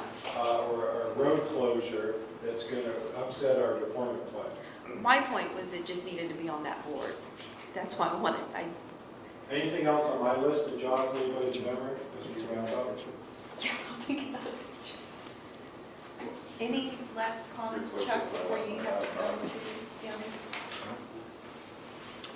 Any big technology, radio, funding initiative? No? Let me take it. I'd go back, chief, and try to articulate a fire prevention goal. I think a lot of your published stuff and even skimming your list, I'm just not getting a message that at the board budget level, fire prevention, inspections, fire safety stuff, as you're funding it, you're doing it. I know you're doing it, Oh, yeah. but maybe goal it. Actually, because I think you saw in well, you haven't seen it, previous years, we've been doing quite a bit of push in there, so. So that would be under community safety preparedness? Chief, I would ask, does the new county EOC present any challenges for us or anything that we should be The considering? dispatch center, or, it's, because there's you're talking about the dispatch center, right, that's gonna go, the one they're building? The one that's under construction. Yeah, and that's why I didn't even raise some of those issues either, because they're building it, they're funding it. But no, if anything, it helps us, I hope. I mean, they're gonna have a brand-new computer-aided dispatch system, which, to Director Bernstein's point about data not being very good, well, the new system will be able to give us data like we've never had before. But nothing jumps out at you as a... No, if anything, I mean, you know, It probably will solve 2 decades worth of problems. I had something on my list that the chief may want to flesh out, and that's separate from kind of succession planning, recruitment and retention. Yeah. You know, maybe just a goal that we're projecting vacancy dates and timing of academies, and we're going to come back with a goal. So would that go under planning for the Strategy. future? So I think caps on the end on time. Yeah, If you all look at some of those suggestions I had, you drive home, you get home tomorrow, you just say, wow, I think we missed something. Individually mail it to the chief for consideration. Manny's sitting here, he's gonna take the strap plan draft. He's gonna take. We had the strat plan discussion. The 15th. But let me finish. He knows what the strategies are. He can say, hey, chief, I think under planning or employee relations, yeah. there's a decent goal to be made from strategy number 4. Let Manny suggest to the chief a goal. In other words, remember what I said at the beginning, your governance Circular. team. He can develop a couple of goals, and then in the next session, bring you back and say, you know, from the strat plan and staff discussion on prevention, we've got 3 or 4 more goals here, and we ended up with a package of 15 instead of 12, just to pick a number. It's okay for him to propose goals. So if we have like 2 of them that you wrote, it's not up there, but you know, we talked about it in that one was public education and disaster preparedness, and those 2 that didn't get up there, but we did talk about, you know, communication, but I'm not sure. Public education is a little bit different, as well as the disaster preparedness. They are. Stu, excuse me, I have to run for a meeting in my office. As you Thank you, this was very helpful. As you run, does public As you- disaster preparedness bother you at all, being on the list? If it turns into a goal, public ed and disaster preparedness? He's totally for it. I listened to you, I remember. Makes him happy as he leaves the room. Thanks, I'm Robert. sorry, I just have a meeting that I have to go to. Thanks, Robert, for circling us back. Yeah. That was, I didn't mean that we drifted off that long. No, it's on my board. Some of those things I put on my sub-bullets for you to consider, I did hear from the 6 of you that are important to the director. So, any other last minute thoughts? I want to try to understand the timing of all of this, because I don't want this to drag out for 2 quarters, and we're halfway through the year and we're not. So the 15th, we have the strategic plan coming to you, the draft. Yep, Manny will be there to present that. I have the stuff that I gave to Stu that'll circulate to you before that, so that'll be on the agenda. And on some of these things, we can certainly have more dialogue on that. It'll give me a chance to go back and do some work on that. so are we going to have some more So you're talking information the meeting after the 15th? by February? Yeah. Bring us back. Well, actually, the 15th will actually have some of it, right, in terms of giving you other items on there. I'm not going to say it's going to be complete, because I think that's what Stu's saying, is So it's going to take more time to build some of this stuff out So, afterwards. so what I'm suggesting to both of you is, given what I just heard about the 15th, give the chief the meeting after the 15th. Right, which is the February Right. regular meeting. Okay. Because we have a meeting with the staff, I have a staff meeting on 28th, so. I think he needs Of to hear, January? Mhm. I think in all fairness to the strat plan and process, it's Yeah. all but here. You all give them feedback on the strat plan draft. Chief he's already starting his team to work on fleshing these out. Let him take the strat plan feedback, and after your meeting on the 15th, come up with a table, Excel thing of the goals, the quarter you can get them done, the resource requests that might end up in the budget. Give him more than now to the 15th to get that done. Yeah, so our Well, February board meeting's on the 19th. Plenty of Is that time. gonna be- Okay, because Monday's the 18th, which I think is a holiday, Right. President's Day.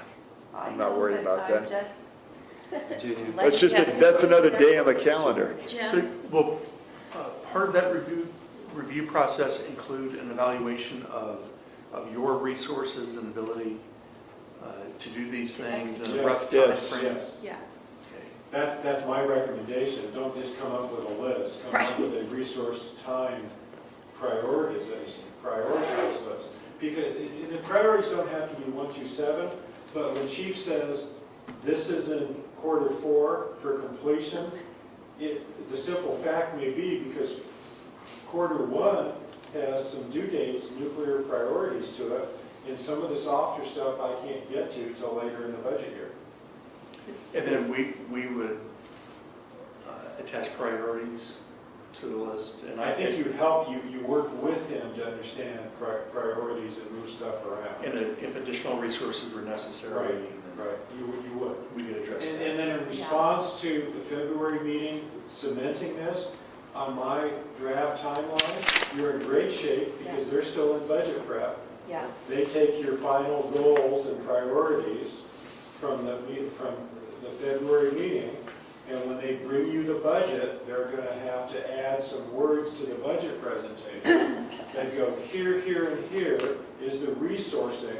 In this balanced draft budget, we have resourced what you set goals for. And we were able to balance the budget or not. And if we're out of balance $1 million board, what do you want to forego? Right. So, and what you will not have for the new director, what you can't have that fast, are these things.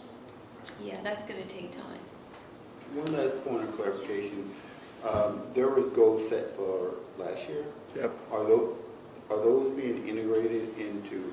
So far tonight, I'll go back and look, but I think you had at least 3 of them out of 5. I think what would be helpful for quote, the new board, if Chief takes this year's budget goals and the board goals and just let you know what's left the next 6 months. Yeah. That could be a companion report I back, think that's and he good. can do that on the 15th with the Yeah. strat plan. It's easy. Yeah, Because that's easy, just say, oh, It's by like the way, here's where I'm overlay. at on the current budget year work plan. And I sent you a recap Right. with an update, because some of those, even I looked at it, and it's like, well, I don't know how to really give you an update when it's so kind of blended together. It's all these things into one phrase versus, purchase an LRAD system. Okay, well, that's easy, done, Right. right? And again, there are to-dos in the budget, to-dos in the CIP, and to-dos on his evaluation list that aren't necessarily a board strategy or a measurable board goal for the coming work plan year, because they're routine. And a good example of that would be the CIP budget, repairing the roof on Fire Station X. In the operating budget, buying 4 new cardiac monitor defib units out of saved funds. That's just a line item to do. And he's going to remind you of what some of that detail is. Expensive, in the but budget yeah. hearings. And you'll see it reflected in the budget, but it doesn't have to be a board goal to remember to buy 4 defib units. I wanted to, just one more goal that I'm remembering, and I don't know if it's appropriate to put this on here. We've talked about it in the past, about reviewing or possibly looking at new legal counsel. Yeah, in fact, that's, we've said we would do that, so. I don't know how that would, where would that fit under planning for the future? or- That's very I specific. have a suggestion. I Okay. thought I saw something, and maybe it was on Director Bernstein's list. Could be. I would, under succession planning, have the chief come back with some subsets Okay. of what that means. And I think there's 2 of them. There's CEO succession, Yes. and Chief. there's looking at the legal counsel Yeah. or other standing Other advisors. vendors. Yeah, Advisor succession. yeah. Yeah, we had started that last year, but I remember we had talked about the timing wasn't good with everything going on, so. I think, Stu, that's a good idea. Succession To me- planning with subcategories, and it wouldn't just be, it would be just different Sometimes. vendors attached / or. All right, so you can come back and talk about line staff to mid-management. Yeah. You can talk about mid-management, if any of them are preparing to be chief of department or number 2. And you can talk about his succession strategies, and legal or HR, whatever special experts. I would include workers' comp, third-party administrator. Yeah, vendors. Whatever big, expensive, very technical vendors you have ought to be every 3, 5, 8 years Yeah. reviewed. Yeah. Yeah, we just did auditors not too long ago. Okay, any other comments? Okay, so I forgot that we actually have an agenda that we have to follow. So, If there are any other, if there are no other comments from the board, I'll open this up to public comment number 2. And I don't have any public comment cards, so I'll close public comment number 2. And is there a motion to adjourn? Rob is moving to adjourn.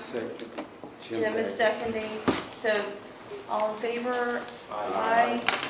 So this meeting is adjourned at 6:10. I was just out of curiosity, give the chief the feedback. Chuck did on his way out. Did this help you? A lot. They really did. Okay. Yeah. Good. Thank you. I mean, we want the feedback that if we've missed one or more targets, tell them. You were able to herd cats. You didn't know about that.